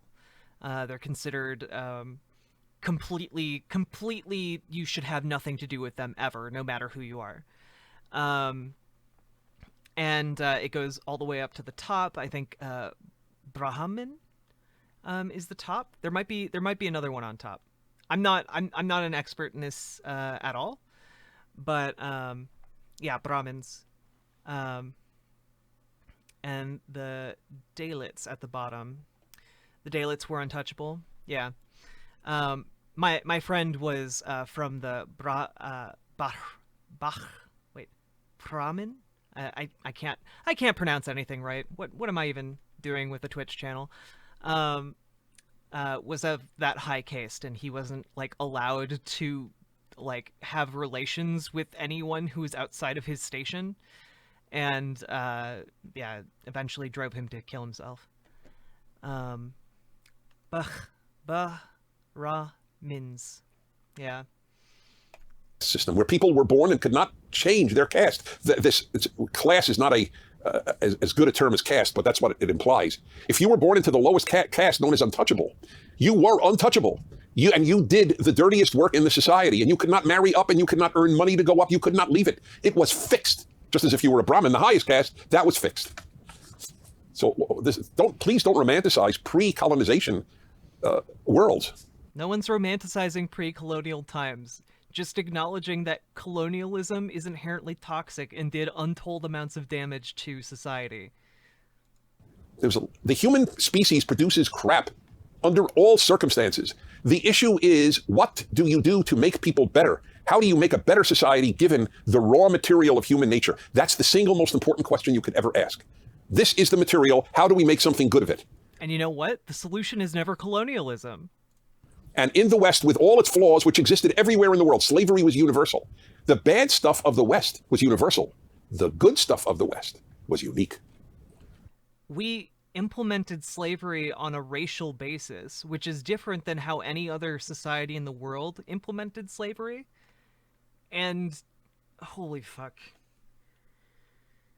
There are a whole lot of problems with Western thought. This is, again, what led to colonialism in the first place. It's what led to the unspeakable atrocities in the Congo. It's what led to the genocide of the Native Americans. It's what led to all kinds of shit. That is awful and bad. Bad stuff from the West is not universal. There is a lot of uniquely Western things that are uniquely bad. That's the most important thing for you to remember. My assistant tells me that you're interested in resuming med school. I left under... The question is not why were there wars. You think there weren't wars before the West or capitalism? Do you think there wasn't avarice and greed before capitalism? Do you not think... Dennis Prager, do you not think that implementing like a systemic a system that incentivizes war, that incentivizes colonial atrocities, do you not think that having a system backing all of those things, that is formalized, that is backed by the power of the government, backed by the power of the economy, do you not think that that would have more adverse effects? Like, do you... Like, we literally, like, the United States literally created the term banana republic because we went and had wars specifically to prop up our brand of capitalism. Do you think there wasn't a Vietnam War before capitalism? I'll tell you what there wasn't before capitalism. There weren't a lot of people in there weren't a lot of people who got out of abject poverty. Capitalism is the only thing that has elevated billions of people out of poverty. Why doesn't that matter? Poverty by whose standards, Dennis Prager? Like, again, by whose standards do we consider people poor? Because again, $1 a day in like some countries might be enough to survive. $1 per day in the United States, you would fucking die. You know, so is the poverty level the same everywhere when you say it's raised billions of people out of poverty? And also, is it worth raising those billions of people out of poverty if billions of other people fucking die under capitalism? Is it worth it? I don't know. I'll tell you why it doesn't matter. To Western leftists who are already wealthy, they can't imagine abject poverty. And they're ignorant because they went to college. So they were indoctrinated, not educated. They have no idea that capitalism elevated billions of people. Does that matter to you? Does that matter to the jerk who wrote this tweet? Hey, does it not matter to you, Dennis Prager, that British colonialism killed 1.8 billion people in India alone? Does it not matter to you that it enabled them to steal $45 trillion from India over 200 years? Does that not matter to you, Dennis Prager? Because it sounds like you think that that's worthwhile if it lifted billions of people out of poverty, which we could, if we dove into it, we could probably find that that's not exactly accurate. Jerk who wrote what tweet? He's been talking about one tweet he read at the beginning of this video that said capitalism began in England around the 16th century. They immediately went on to colonize half the planet in search of new markets, committed multiple genocides, traded slaves, and engaged in constant war. And he's trying to defend capitalism by saying that this happened, but like it didn't happen because of capitalism. It happened because that's human weakness, and that capitalism has raised people out of poverty. So isn't that a good thing?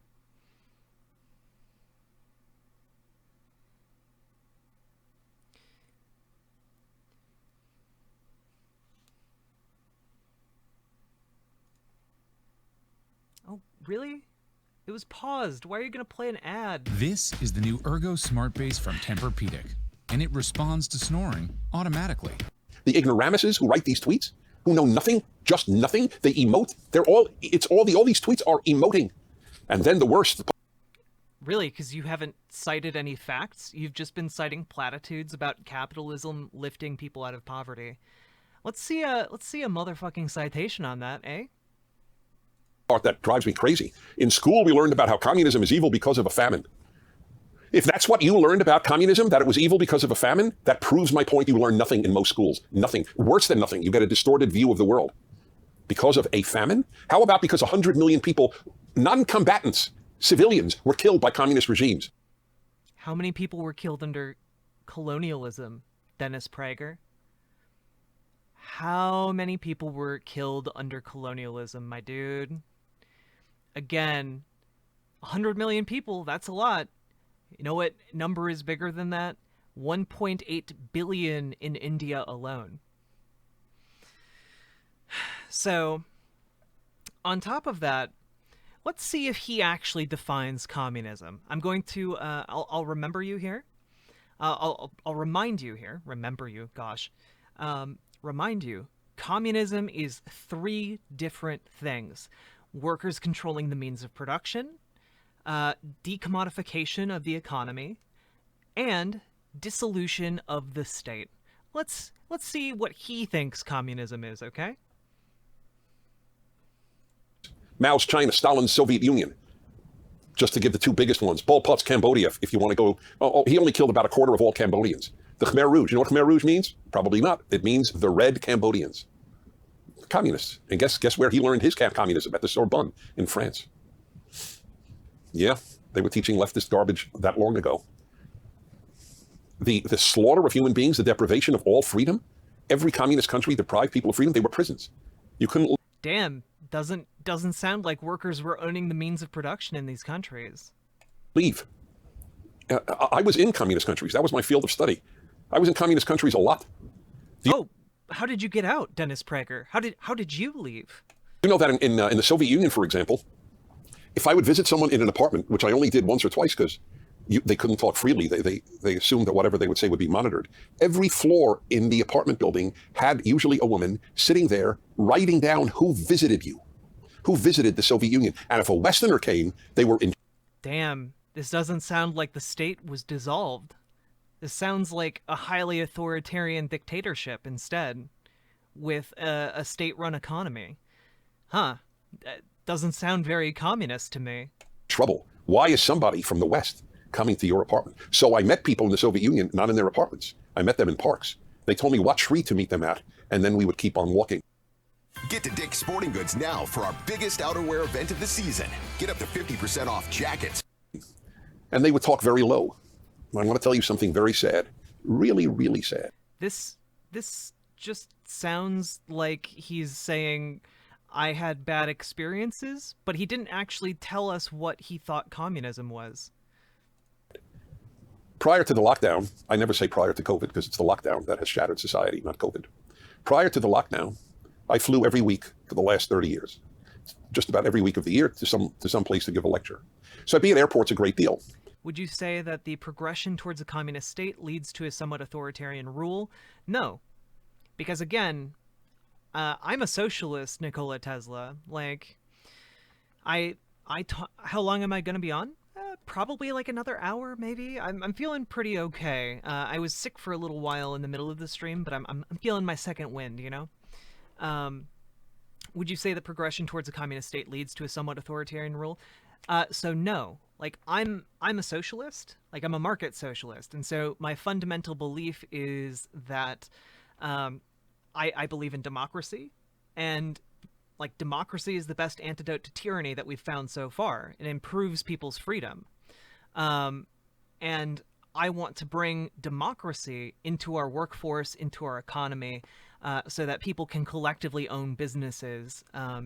And by collectively owning a business, have more say in their working conditions, have more equitable distribution of the profits of the company, have basically more agency in their lives. Because right now, if you work for a private company and your boss tells you to go lick a shit-covered doorknob, you can't say no or you're going to get fired. So yeah, I mean, this is why I'm essentially saying, like, I'm a socialist. I think it would fundamentally increase your amount of freedom in society. So do I think it's feasible for large countries?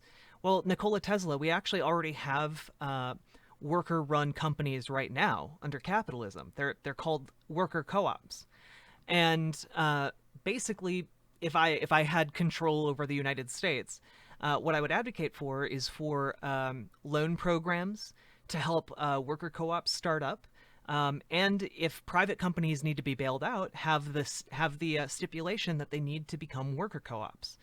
I think this would, over time, transition our society to socialism. How can we prevent authoritarian rule from creeping into this democracy? Sorry for all the questions. Just want to learn more about the subject. Well, it's pretty simple. We need to get money out of we need to get money out of our democracy.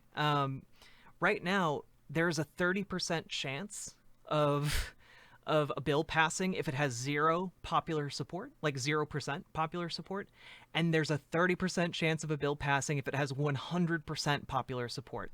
Right now, our politicians are so completely corrupted and riddled by lobbyist money that the chances, like popular support, doesn't actually change the likelihood of bills being passed. So what we need to do instead, we need to A, amend the Constitution to get money, like private money, out of politics, and B, we need to have socialists in levers of power, at the levers of power that allow us to transition to a worker co-op model. Because the fundamental issue is that large companies run by a minority of extremely wealthy, unimaginably wealthy people, invariably leads to these people making decisions that lead their companies outside the bounds of law and regulation, and that leads them to points where they are able to subvert our democracy. Like when you're talking about companies that have billions of dollars, you know, yeah, they're willing to pay $100 million fine if they're able to make $150 million by breaking the law, you know? These things are insignificant to them. So we need, this would, I believe, would largely be solved if instead we had worker co-ops. Because worker co-ops are democratically run.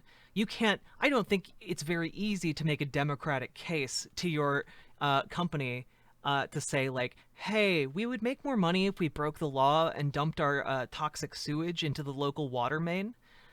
I don't think most people who work at the company would say, yes, that's a good idea. I also don't think that most people would be like, yes, let's vote to bribe politicians. I just don't think that these are things that worker co-ops would do, because democracy reins them in.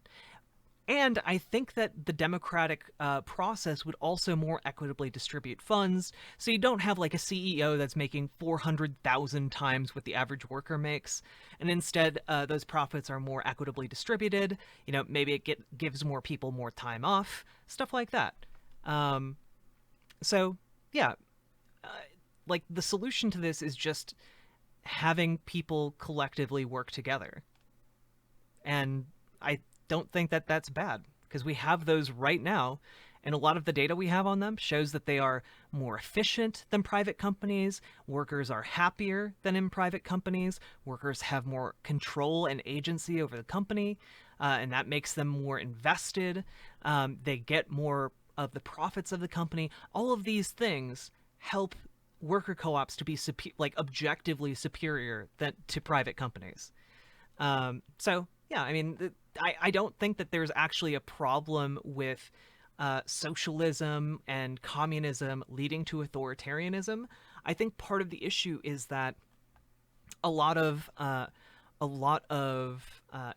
communist revolutions or socialist revolutions were largely done violently, and because they were done violently, what ended up happening is they got stuck. Because the basic idea of like socialism or communism is that you take control over the state, and you either do it via evolutionary means or you do it via revolutionary means. So evolution is basically through democracy, and revolution is basically through force. But once you take control over the state, you have to use the power of the state to transition to socialism or communism. The issue with places like China, Cambodia, Russia, they captured the state, but then they never transitioned into communism. They never transitioned into socialism, because the workers in those places never owned the means of production. Like Dennis Prager, even in this video, talks about how these people were like slaves to the state. He talks about how they were being watched by an authoritarian regime, and these ideas fundamentally go in the face of the freedom that socialism and communism are supposed to bring to people. And so I'm fundamentally against authoritarianism, but I think that socialism done right, done democratically, I think that this is something that can make the world a much better place. Yeah, essentially, Lejin, essentially what happened was you had World War I, then you had the revolution in China, or the revolution in Russia, and then you had the... oh gosh, did I just lose internet? Nope. Okay. Then you had the revolution, the Russian Revolution. Then you had Russia fighting back an invasion from like America, England, France, like a whole coalition. 10,000 American soldiers actually invaded Russia during this time. So they fought back that. Then World War II happened, and basically Stalin was in power after World War II, and basically was like, we've been at war for about 15 years now. This is socialism. We did enough. This is what socialism is. And then everyone took their lead from Stalin. But again, Stalin did not implement socialism at all. He implemented a highly authoritarian dictatorship with a state-planned economy, and yeah, the workers didn't own the means of production. It wasn't a decommodified economy. It was mostly just like the state telling you to work. Do you view Stalin and Mao as bad people? Yes. I guess I do. I don't think Stalin was good. I don't think Mao was good. I think that maybe at one point they might have had good motives, but I think that their application, like the historical view of their application of supposedly what they fought for, fell far short of any actual socialism, any actual communism.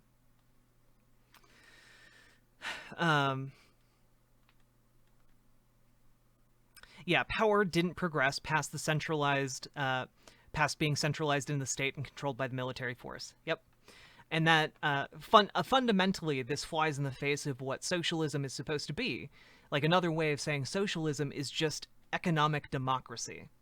And yeah, like, democracy is freedom. I believe that when it comes to the government. I believe that when it comes to businesses as well.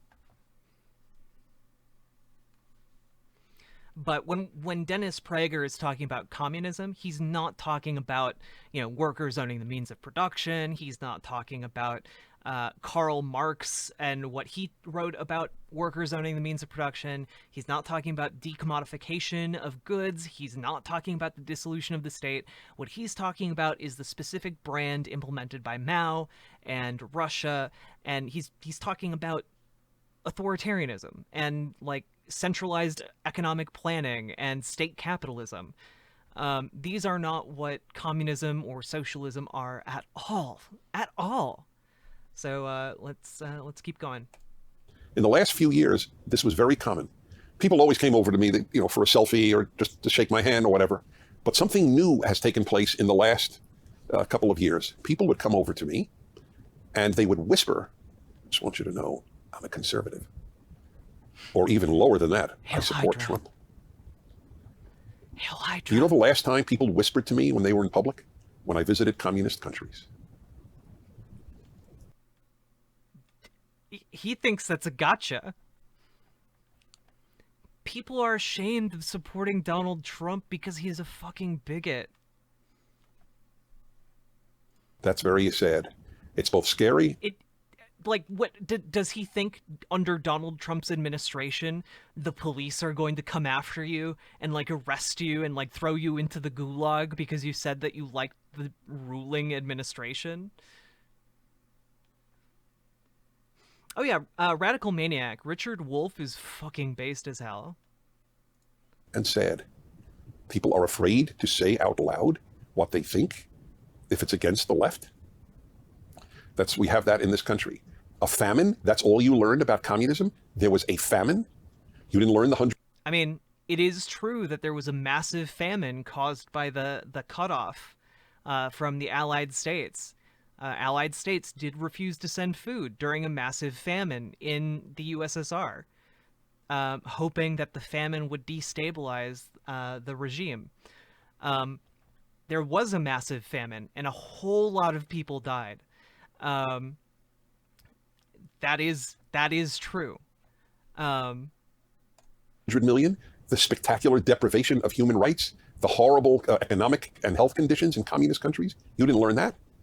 And it wasn't a famine. It was a famine every communist country. Mao killed 40 to 60 million people through famine, a deliberate famine, because he sold his food, his wheat and other food to the Soviet Union to get arms because he wanted to be a world power. So, damn, you know what? The British Empire under Winston Churchill also starved 35 million Indians to death under British colonialism that you spent part of this video defending. Yeah, it's almost like capitalism does the same thing, Dennis Prager. Wowee.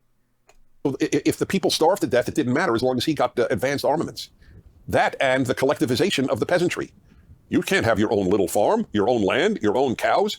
The state will own them. And they literally took away everything, their pots and pans and their animals, until 40 to 60 million starved. Read about it. Read about the deliberate famine against the Ukrainians done by Stalin. 5 to 6 million Ukrainians starved to death. An anti-Trumper historian, Anne Applebaum, wrote The Red Famine. So you don't have to worry about it being written by someone who's conservative or who's on the right. She was... Hey, Jeremy, I'm not sure if those commands work, mostly because I'm a new streamer and I'm not sure what they're supposed to be. And I don't think I have them set up. But yeah, if you press the little heart button, you can follow. An anti-Trumper with passion. But she wrote a great book on it's called The Red Famine, on what the Soviets did to the Ukrainians. That's all you know about communism. You know all the bad parts of capitalism. But also, you know what? He's right. There was a lot of bad shit going on in communist countries. There was a lot of bad shit going on in Mao and the USSR and Cambodia. There was a lot of really bad stuff going on. And this is why I don't support Mao or Stalin or Pol Pot. These are, I think you can...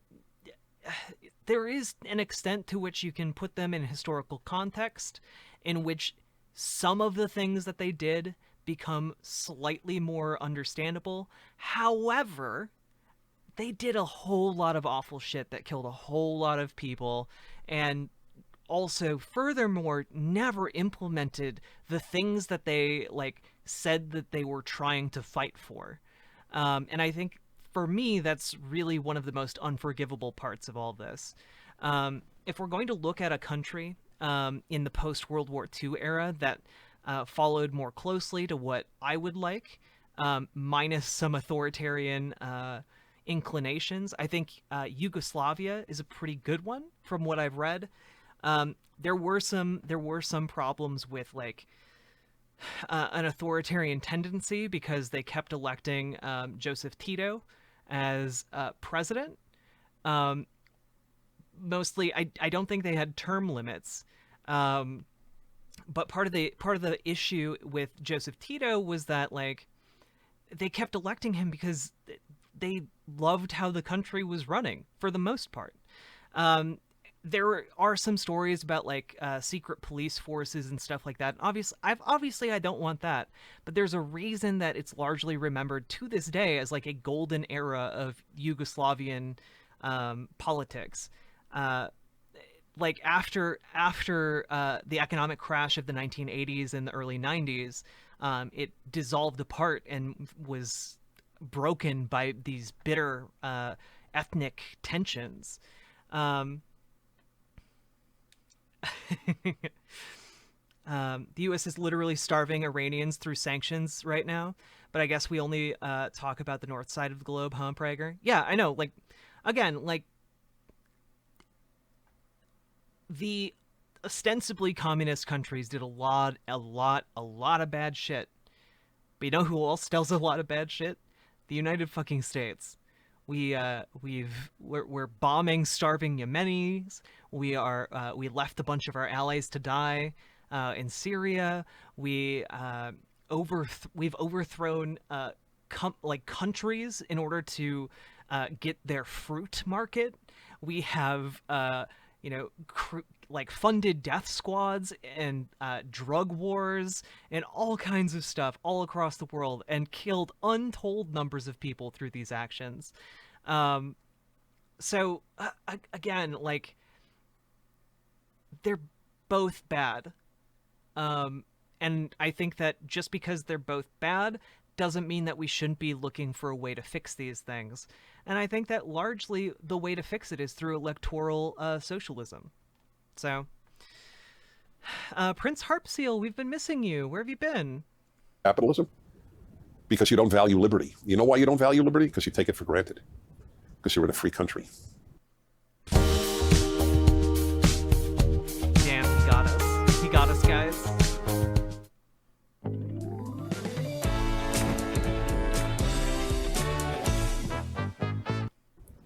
Another tweet Hello, here. Stone Legs. Incremental reform is pretty great. I'm for both incremental reform and I'm also for sweeping reform.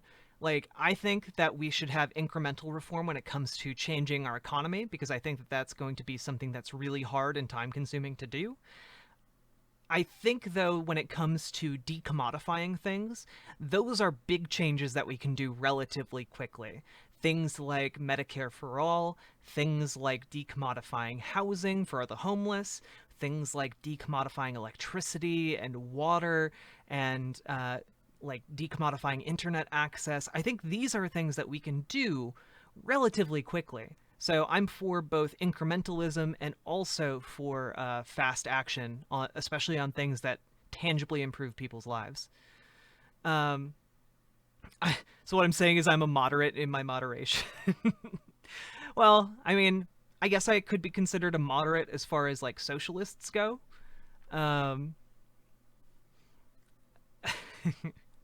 Not so quick. I'm waiting for that Medicare for all. From your point of view, how would we stop people wasting resources such as electricity and water? Well, I don't think that Lavender Gunner, most people don't, like, just waste water or electricity. Well, okay.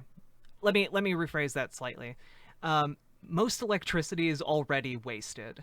Like, you understand, like a power plant, how it works right now is essentially it generates as much power as possible, and if the power is not used, it just, like, is gone. It just dissipates. So there's really no point in, like, conserving power. That's not, like, a really that important thing, except for, like, when it comes to, like, balancing the power grid or whatever. You've been out without a working computer for the last 30 or so hours due to what I believe is a bad boot drive. Oh, I'm sorry. That sounds awful. Good luck getting your computer fixed. When it comes to water, that might be something that's more important, but most of the wastewater, Lavender Gunner, is done by industry. It's not done by personal use. So I think that trying to impose restrictions on individuals using their own water is largely misdirected from where most of the waste is coming. Yeah, aside from like saving money on your utility bill, there's not really that much of a point in conserving electricity. Like right now, it just disappears into the ether. This is, by the way, why it would be like absolutely revolutionary if we were able to build industrial-sized batteries. Right now, there is like kind of a limit to lithium power storage. But they're working on more efficient ways to store power through salt batteries. And essentially, if we could build large-scale batteries, it would be like an absolute godsend. But yeah, like right now, when a coal power plant is just going, it produces a set amount of power, and the power that's not used just like, poof, it dissipates.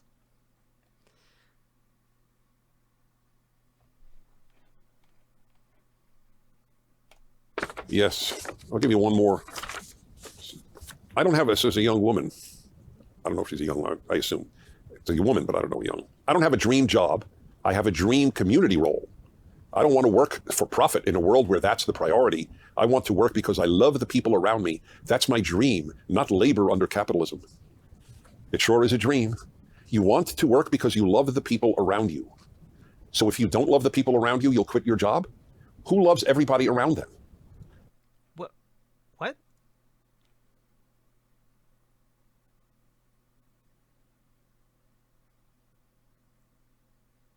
Yeah, she wants to work to serve her community.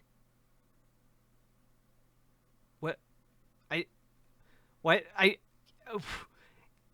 That doesn't...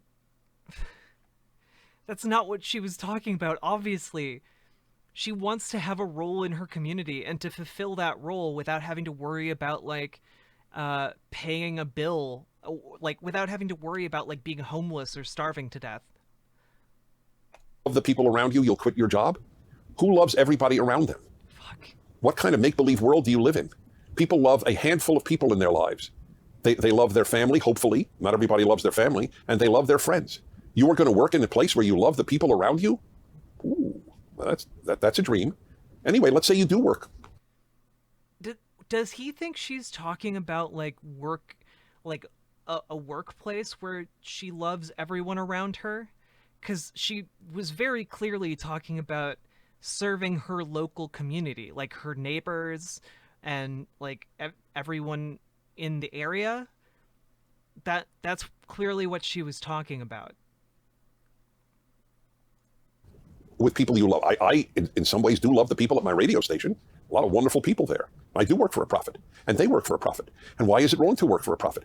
How are you going to feed your family if you don't work for a profit? That's what she's talking about, you absolute brain-dead nincompoop. Profit is your salary. So I make a living, and then I feed a family. Isn't that a beautiful ideal? What would you rather have? You do your dream work, and the government feeds your family? That's what communism is. No, that's not what communism is. But no, her dream is to serve her local community in some capacity as community supervisor or like community cleaner or something. I don't know, to help out her community in a way where she doesn't have to, like, scrabble for a wage in order to feed her kids and family. Like, what difference does it make if the government is feeding her family or she is fuck. This stream has been going on too long. My brain is a bit fried. He is making this point as if, like, she was saying... Let's go over what she was saying again real quick, because I think he's not taking it. I don't want to work for profit in a world where that's the priority. Yeah. Okay, so she doesn't want to prioritize making a profit in order to survive. She wants to work because she loves her community. She wants to serve the community without having to worry about profiting from that service. And that's honestly, this is one of the reasons why so much is shitty in our world. Like, right now, about 40% of the food we produce is just gets wasted because it's not profitable to ship that food to places where it could be used.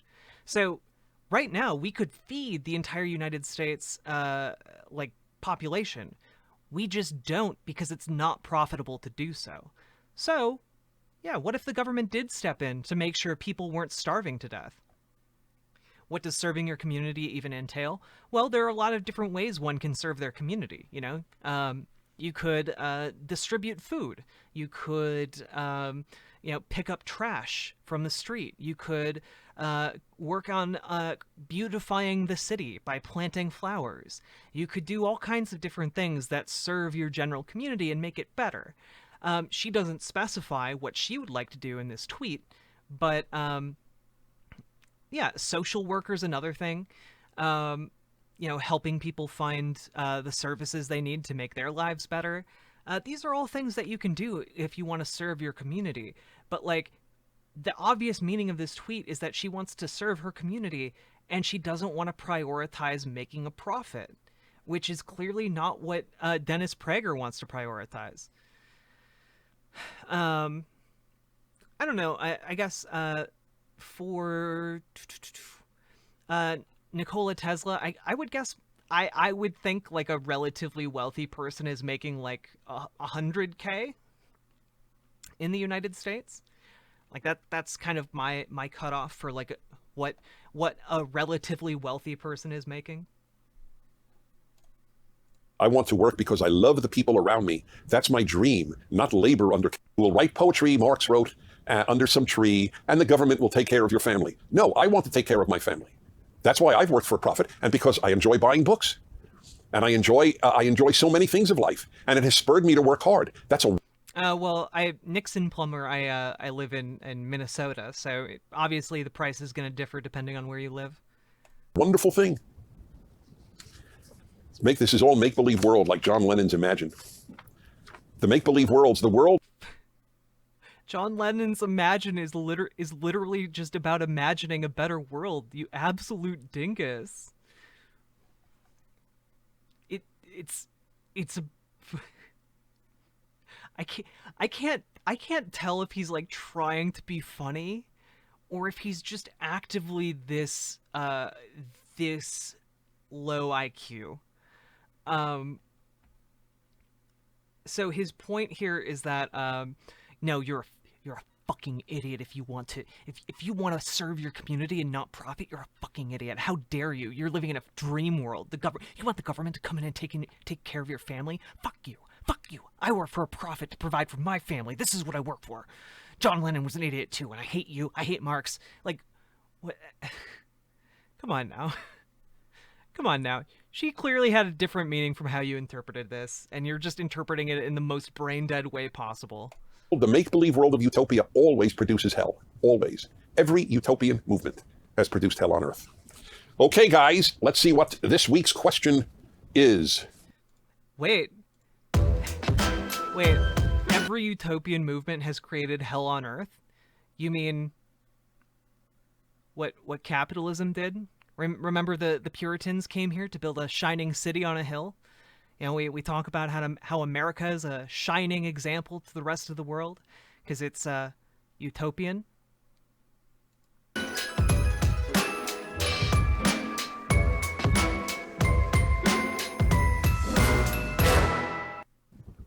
All right, here we go. Take it away.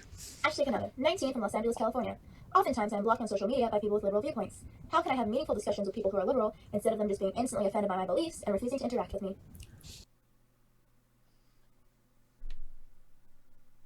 Maybe don't engage with randos on Twitter, first of all. And two, maybe if you want to be part of like polite society where you can politely discuss these things, have better ideas that are more palatable to people who aren't just going to like tell you to go fuck yourself and then block you on Twitter. yeah, be less of a bastard. Yeah, indeed. Well, let's see here. Oftentimes I am blocked on social media by people with liberal views. Liberals never block people's views. Leftists do. It's a very important distinction. Why are you assuming that she's wrong about her terminology here? Maybe she is getting blocked by liberals. I share the same liberal values I had growing up when I considered myself a liberal. I wish people with liberal views dominated. What are your liberal views, Dennis Prager? I would love to know. People with leftist views dominate. And the left has always, since its inception 100 years ago, depending on when you call its inception, I use the Russian Revolution, wherever it has been in... What? Why would you use the Russian Revolution for American politics? What? Why? Power. The university, the Soviet Union, doesn't matter where, Cuba. Always, without exception, the left suppresses other views. Liberals do not. The trouble with liberals is they vote for leftists. But the fact is, liberals do welcome other views. Leftists suppress them. How can I have meaningful discussion?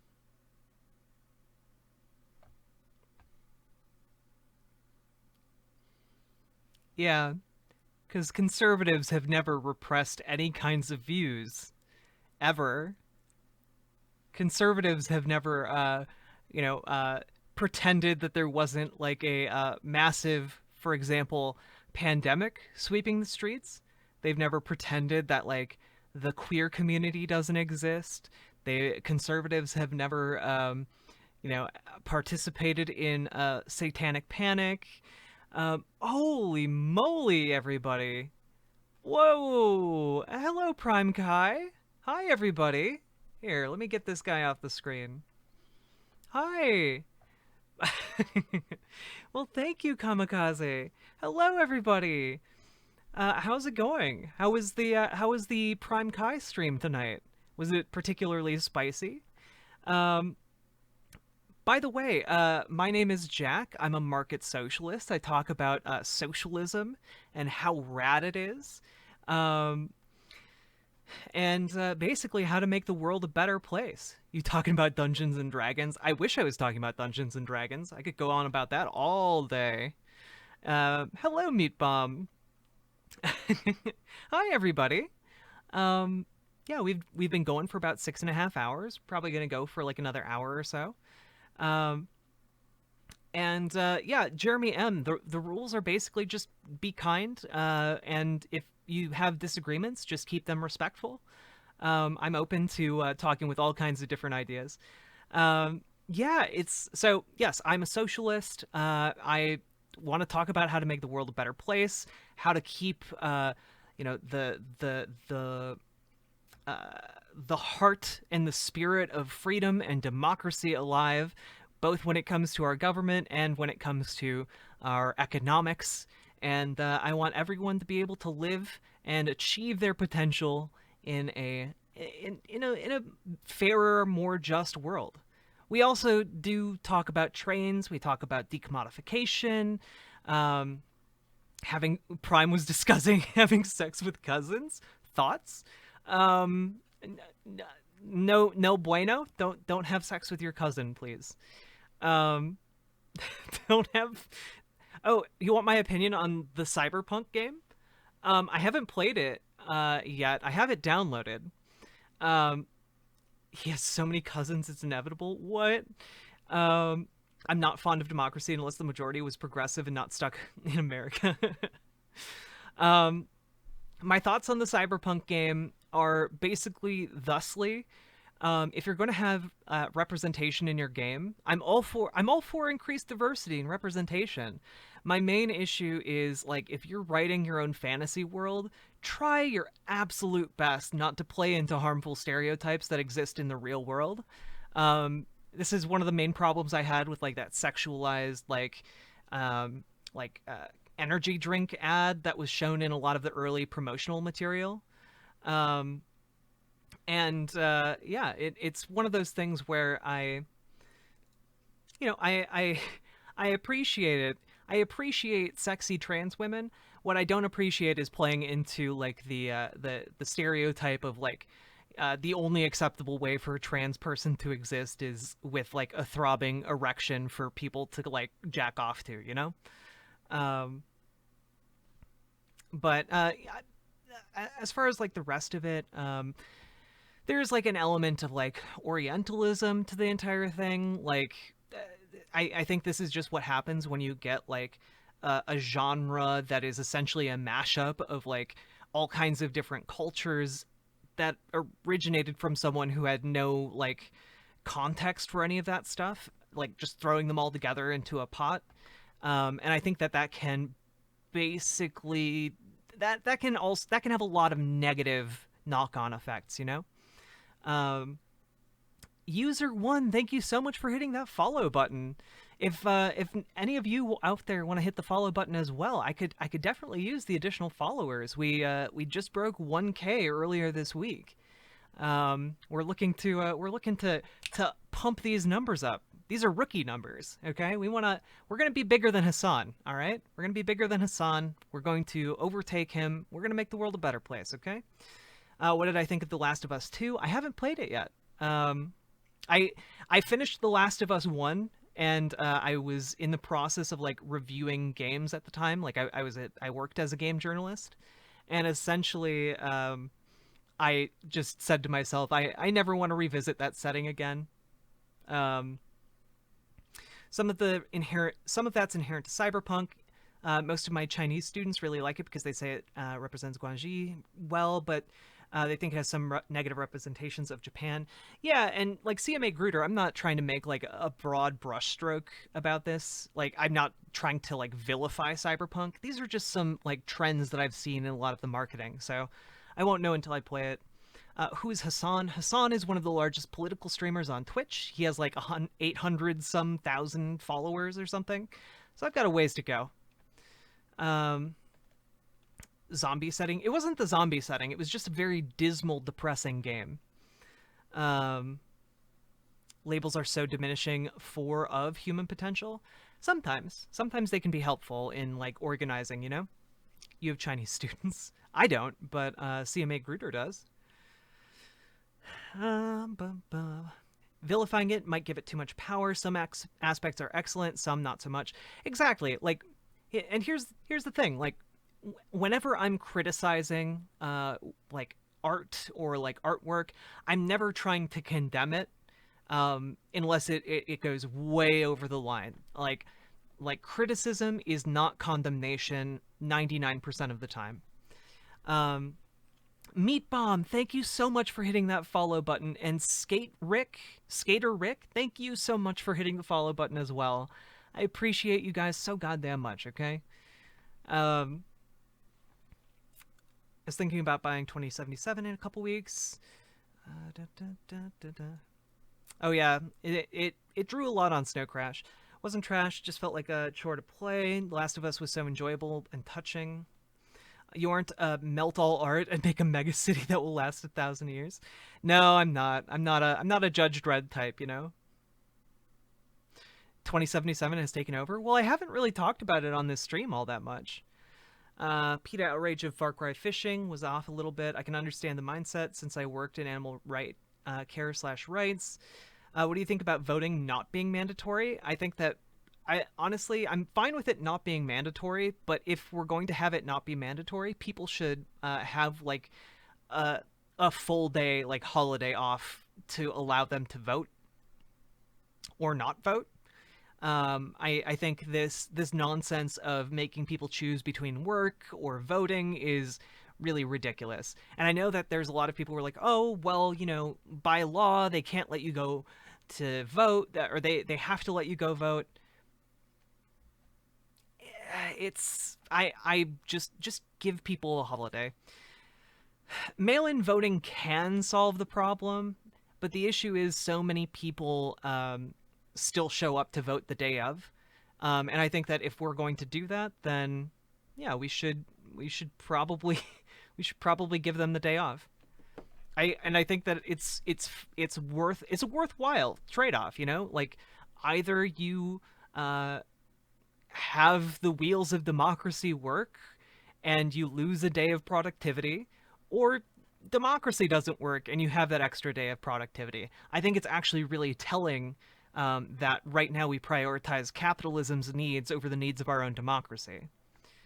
I would prefer we reverse that and prioritize democracy over capitalism.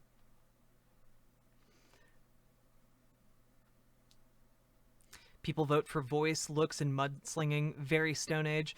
True, they do right now, but that's mostly because a lot of politicians don't actually offer them things that will improve their lives. This is why I think socialism has an edge over most other political ideologies, because socialists can offer something that liberals or neoliberals can't, and it is a fundamental solution to the issue of capitalism. And it's like tangible improvements to people's lives. It's, you know, socialized medicine. It's housing for the homeless. It's food to make sure that if you lose your job, you and your family don't starve to death. So, yeah. Also, we 100% need ranked choice voting. 100%. Ranked choice voting would also solve a lot of problems in our political process. Do you wish that people should breathe clean air, etc.? Yeah. Finally out of the capitalistic hellhole, back at home with my pupper. Hell yeah! I'm glad for you, Radical Maniac. You do have a beautiful dog. Also, for anyone who's in the community or interested in joining the Discord, please do. We have tons of pictures of cute animals. We have a chit-chat channel. We have all kinds of cool stuff for you to get involved with, okay? Oh, good night, Nikola Tesla. I stream every weeknight at around 8 p.m. Central Time. I'll be back tomorrow night.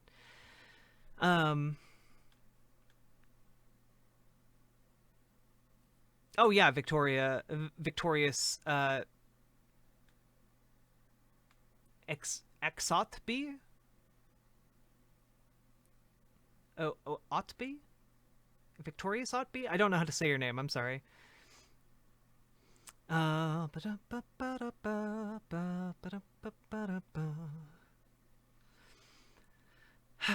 Zotby, Victorious Zotby, awesome. I should pack up my computer up now so I don't have to do it tomorrow. That'd be a good idea. It takes a while to pack up your compy. But yeah, we have so many more people watching, but not as many people talking. It's weird. Anyway, we're going to finish watching this PragerU video. I love you all very much. Please hit that follow button if you feel so inclined. I would love you forever. And people who hit the follow button, fun fact, 10% more handsome, 10% prettier, and 10% more well-endowed. It's true. It's true. True. True. Lurking and vibing. Hell yeah. Okay. Let's laugh at Dennis Prager some more, okay?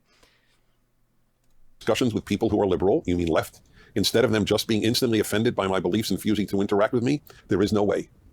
They refuse to interact with you not because they're offended, that's the language they use, but because they have no answer. I have invited leftists to debate me. I've offered $10,000 to $20,000 to New York Times columnists to publicly debate me or any of my colleagues that I would pay. Oh my gosh, in a heartbeat, I would take $20,000 from Dennis Prager to debate the fuck out of him. Oh my gosh, please, please, Dennis Prager. That would be incredible. Victoria Zoppi, thank you so much for hitting that follow button. I appreciate you. Send him a challenge. Look, I need to get bigger first. He's not going to waste his time with me. He has like 2 million people who follow him on PragerU. If we get up to 1 million people, though, if we hit 1 million, I will send a personal challenge to Dennis Prager in like a gold tinted envelope, and formally challenge him to a debate. I wanted to follow Jack once and immediately won a free PS5. Oh gosh. But did your wee get bigger from the PS5 or from following me? The world may never know.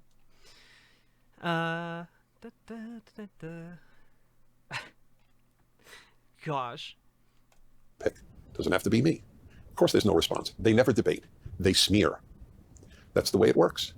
Also, like, I love his idea that, like, leftists are never offended by conservatives who literally don't think that, like, half of leftists are people and, like, openly, like, jerk each other off over the idea of, like, killing leftists. Anyway. That's why there's a whole vocabulary of smears. I gave it an acronym years ago, SIXHERB. Sexist, intolerant, xenophobic, homophobic, Islamophobic, racist, bigoted. And there were more. Hater, I mean, it's just endless. I just read an attack on PragerU in a left-wing website, Salon. All they did is smear right-wing propaganda. Right-wing propaganda doesn't tell the truth. They didn't give one example.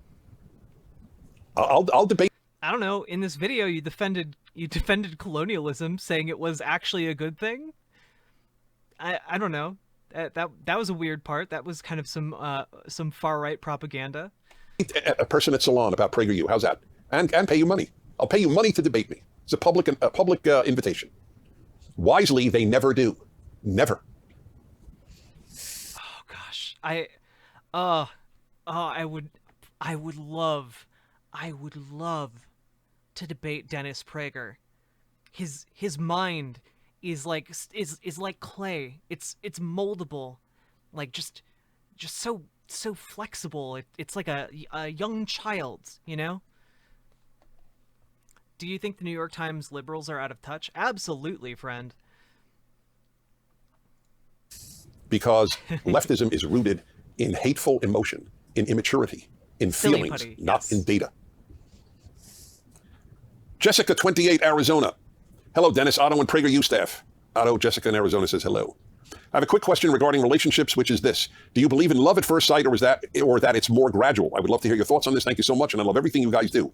Thank you. So you will find this rather interesting, and I am very open about my life, so here goes. I always thought love at first sight was only in movies. That was, I said it publicly, because I've talked a lot about male-female relations in my lifetime. One of the hours of my radio show for about 15 years is the male-female hour every Wednesday, the second hour of my show. So I have a lot of experience in this, and I never believed in it. Then life intruded. I met my wife, and it was love at first sight. And I was shocked. Wait, hasn't he been married 3 times? Am I misremembering that? Just shocked. Being a public figure, I've met many, many women in my lifetime, more than the average man would meet, as any public figure might. And I was found oodles of women attractive. That's just a fact of male life. But love, no, I assumed, as you wrote, that's something that develops over time.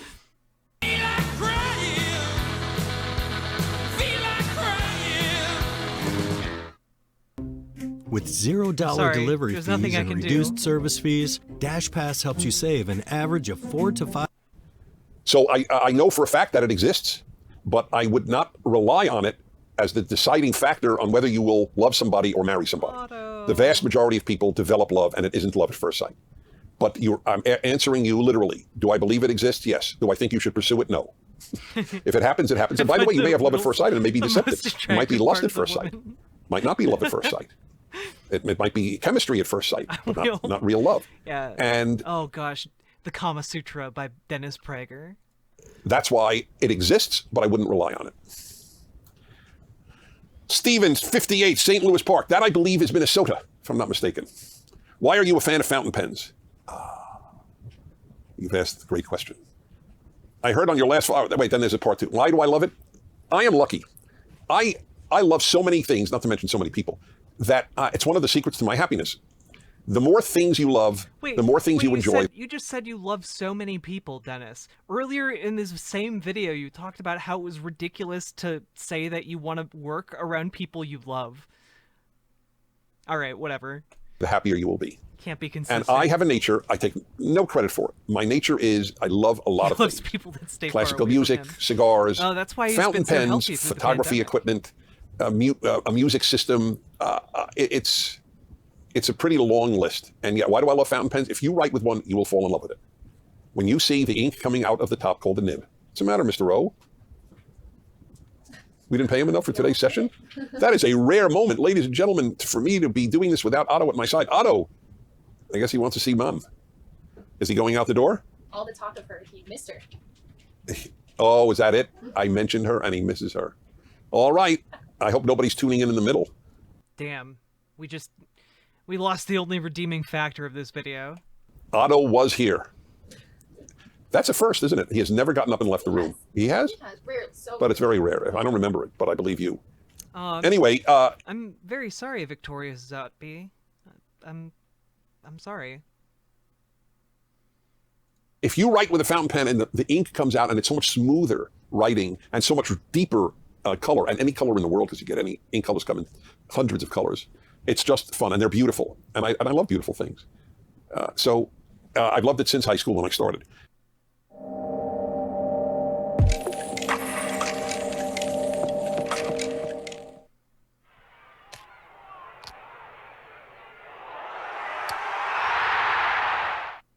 He continues, I heard on your last fireside chat that you do not like fruitcake. I enjoy a good quality fruitcake. If somebody sent me one, I would eat it. Some of the cheap ones turn people off because they have too many raisins. You can never have too many raisins. That's just a rule. I've watched a lot of Dennis Prager videos. This is by far one of the worst things he's ever said. You can't have too many raisins. You put raisins in my cookies, I'm gonna be infuriated beyond belief. Okay? You can never have too many raisins. Fuck Dennis Prager. Ecclesiastes 6:3. You can never have too many raisins. I made that up. It is not in the Bible. And bitter citrus peel. All right, so here's the truth. I was taking a cheap shot at fruitcake because my employer has been giving me the same fruitcake every Christmas for 20 years. I believe that 20 years ago, it's the same tin as 20 years ago. I believe they bought thousands 20 years ago for a great price and just have stored it in some storage unit and give it to us who work for my radio syndicator. So I'm really ribbing them. And the truth is, it's not one of the world's tastiest cakes. However, all things considered, I agree with you. It can be yummy. What is our time frame? 30. That's great. That was great. Oh, look at this. I got a young kid from Brisbane, Australia. Got somebody from Las Vegas. I love these questions. Hamburg, Germany. Dhaka, Bangladesh. It's a wonderful thought that people all over the world are watching this. You know why? I'm sorry, Lejin, but you know what's objectively superior to oatmeal raisin cookies? Oatmeal chocolate chip cookies. I'm sorry. Because what I have to say applies to human nature. And human nature is the same in Bangladesh as in New Orleans. So everything you hear is applicable to anybody. And that's important to me. Okay, always wonderful to be with you. I'm Dennis Prager, and I'll see you next week. Dennis Prager, earlier in the video, defended colonialism in India, during which a famine wiped out a third of Bangladesh. Like, again, guys, he's not consistent at all, and he's just an absolute buffoon when it comes to defending capitalism. It's one of the reasons I like watching his videos so much. Do I lose my woman card? No, you just lose your cookie card. You know, no more cookies for you. Oh, wow. How we feeling, everybody? How we feeling? Prager you makes me want to eat snacks now.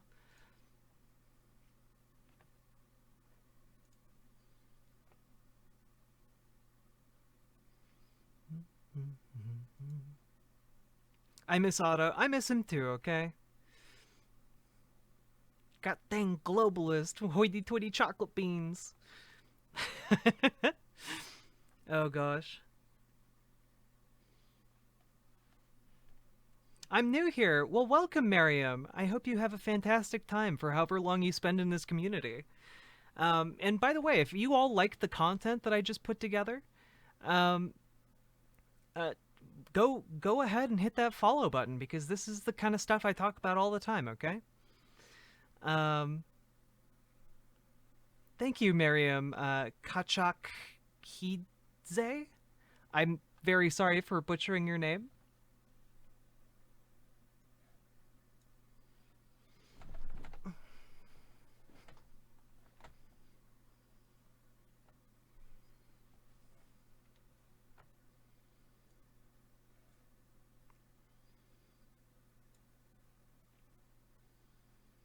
Wait, did my... Oh, my thing isn't updating. Let's refresh.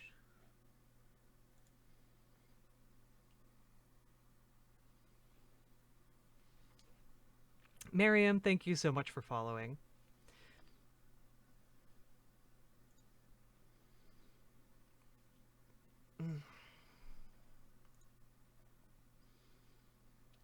I'm looking, by the way, tomorrow I will be talking with a COVID-19 doctor. We'll be talking with, oh, Consolator, thank you so much for the subscription. It's been a really slow night, so I'm really appreciating all this stuff. People need to make more difficult names to giggle at, Riverboat. I agree. Let's see. What am I trying to find here?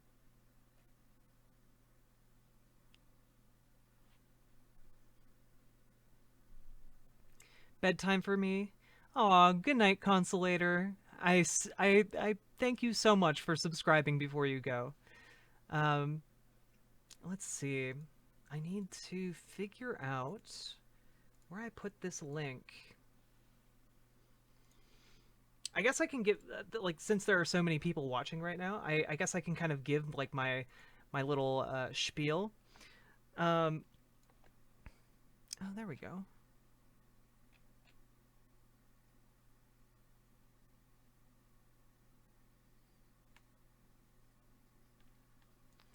Oh, good. Here, we can take a look at this together real quick.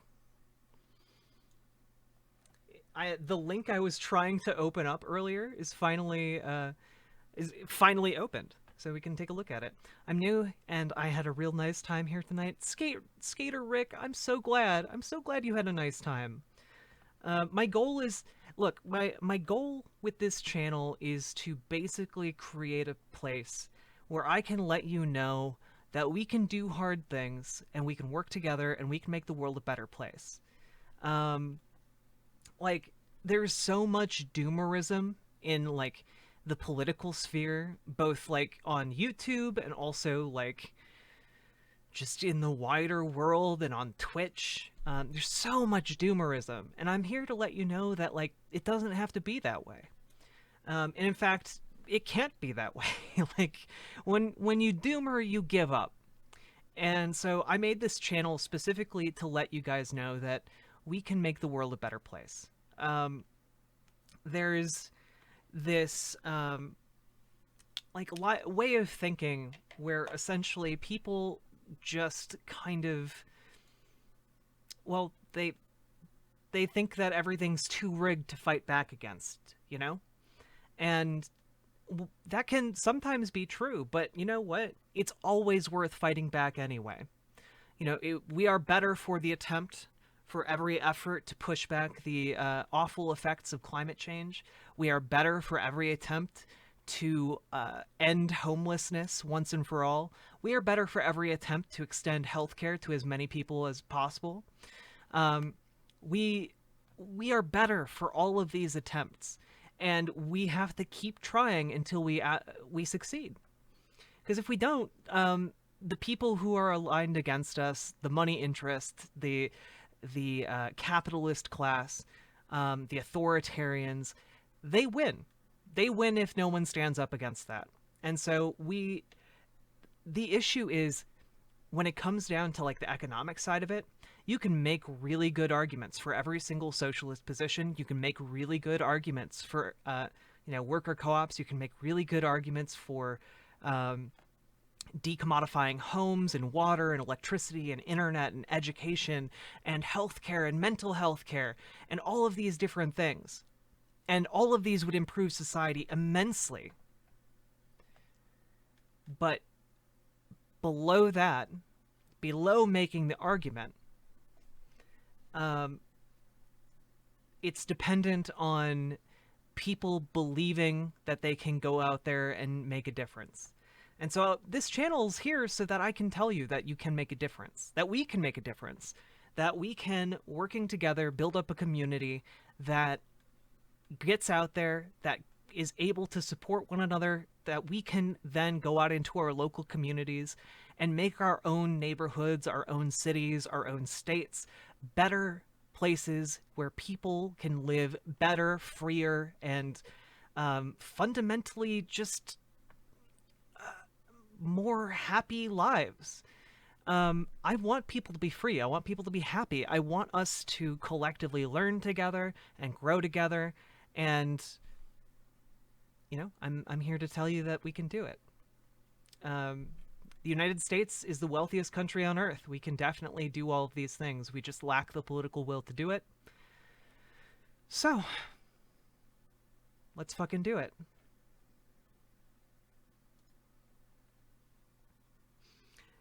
Good night, Victorious Zatby. Oh wait, Pirate Jenny. Good night. You have a good night, okay? I'll be back tomorrow night.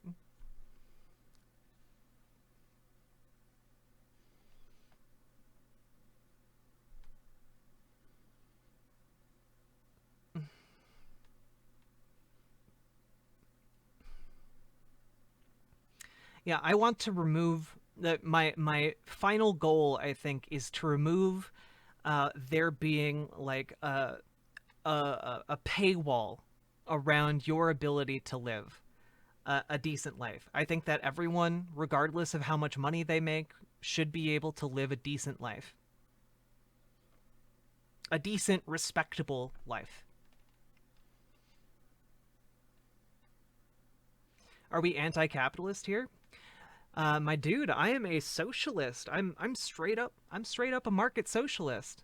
I believe in the power of markets, but markets pre-existed before capitalism. They'll exist after capitalism, and yeah, let's embrace markets to do the things that markets do well, and turn away from markets for things that markets don't do well. I think that's they do some things really good, they do other things really bad. Watch Meat Canyon on YouTube. Shit's hilarious. What is Meat Cannon?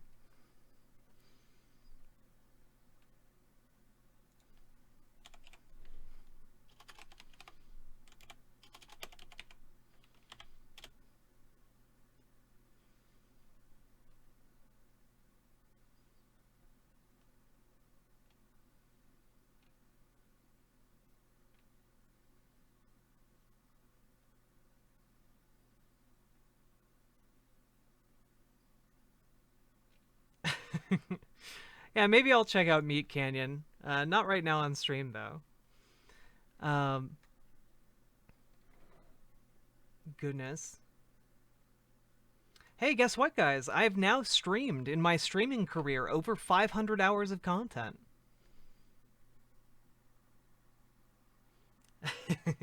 There's at least one neoliberal capitalist spy in this chat that I know of. Well, you know what? That's okay. I want to have... Here's the thing. I want to have a message that resonates with conservatives, liberals, neoliberals. The goal of my channel is not just to appeal with people who agree with me, but it's also to appeal with to people who don't agree with me, to convince them that my positions are reasonable and good and increase the wealth and prosperity and freedom of this country. My goal is to be able to build a coalition of people and to be able to tangibly make the world better. I don't want to be one of those people who's just sitting on the sidelines kind of jerking myself off over like theory. Like let's actually make the world a better place. There's no reason we can't, except that other people tell us we can't. And I'm here to tell us that we can. Okay?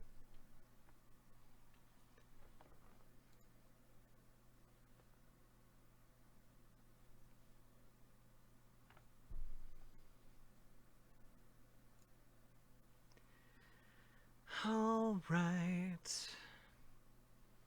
I'm going to raid...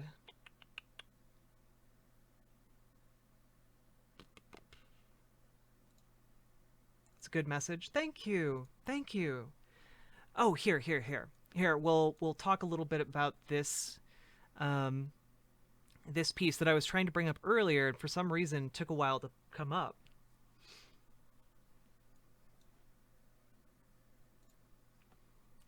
So this is MR Online, monthly review. Britain robbed India of $45 trillion, and thence 1.8 billion Indians died from deprivation. So this is from, this estimate, by the way, is from Indian economist Professor Utsa Patnaik.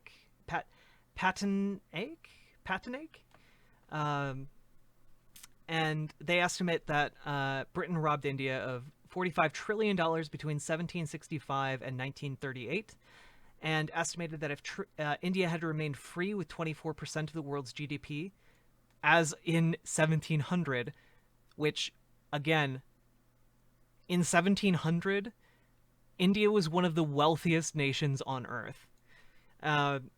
Then its cumulative GDP would have been $232 trillion greater, and $44 trillion greater from 1700 to 2003, and $44 trillion greater from 1700 to 1950.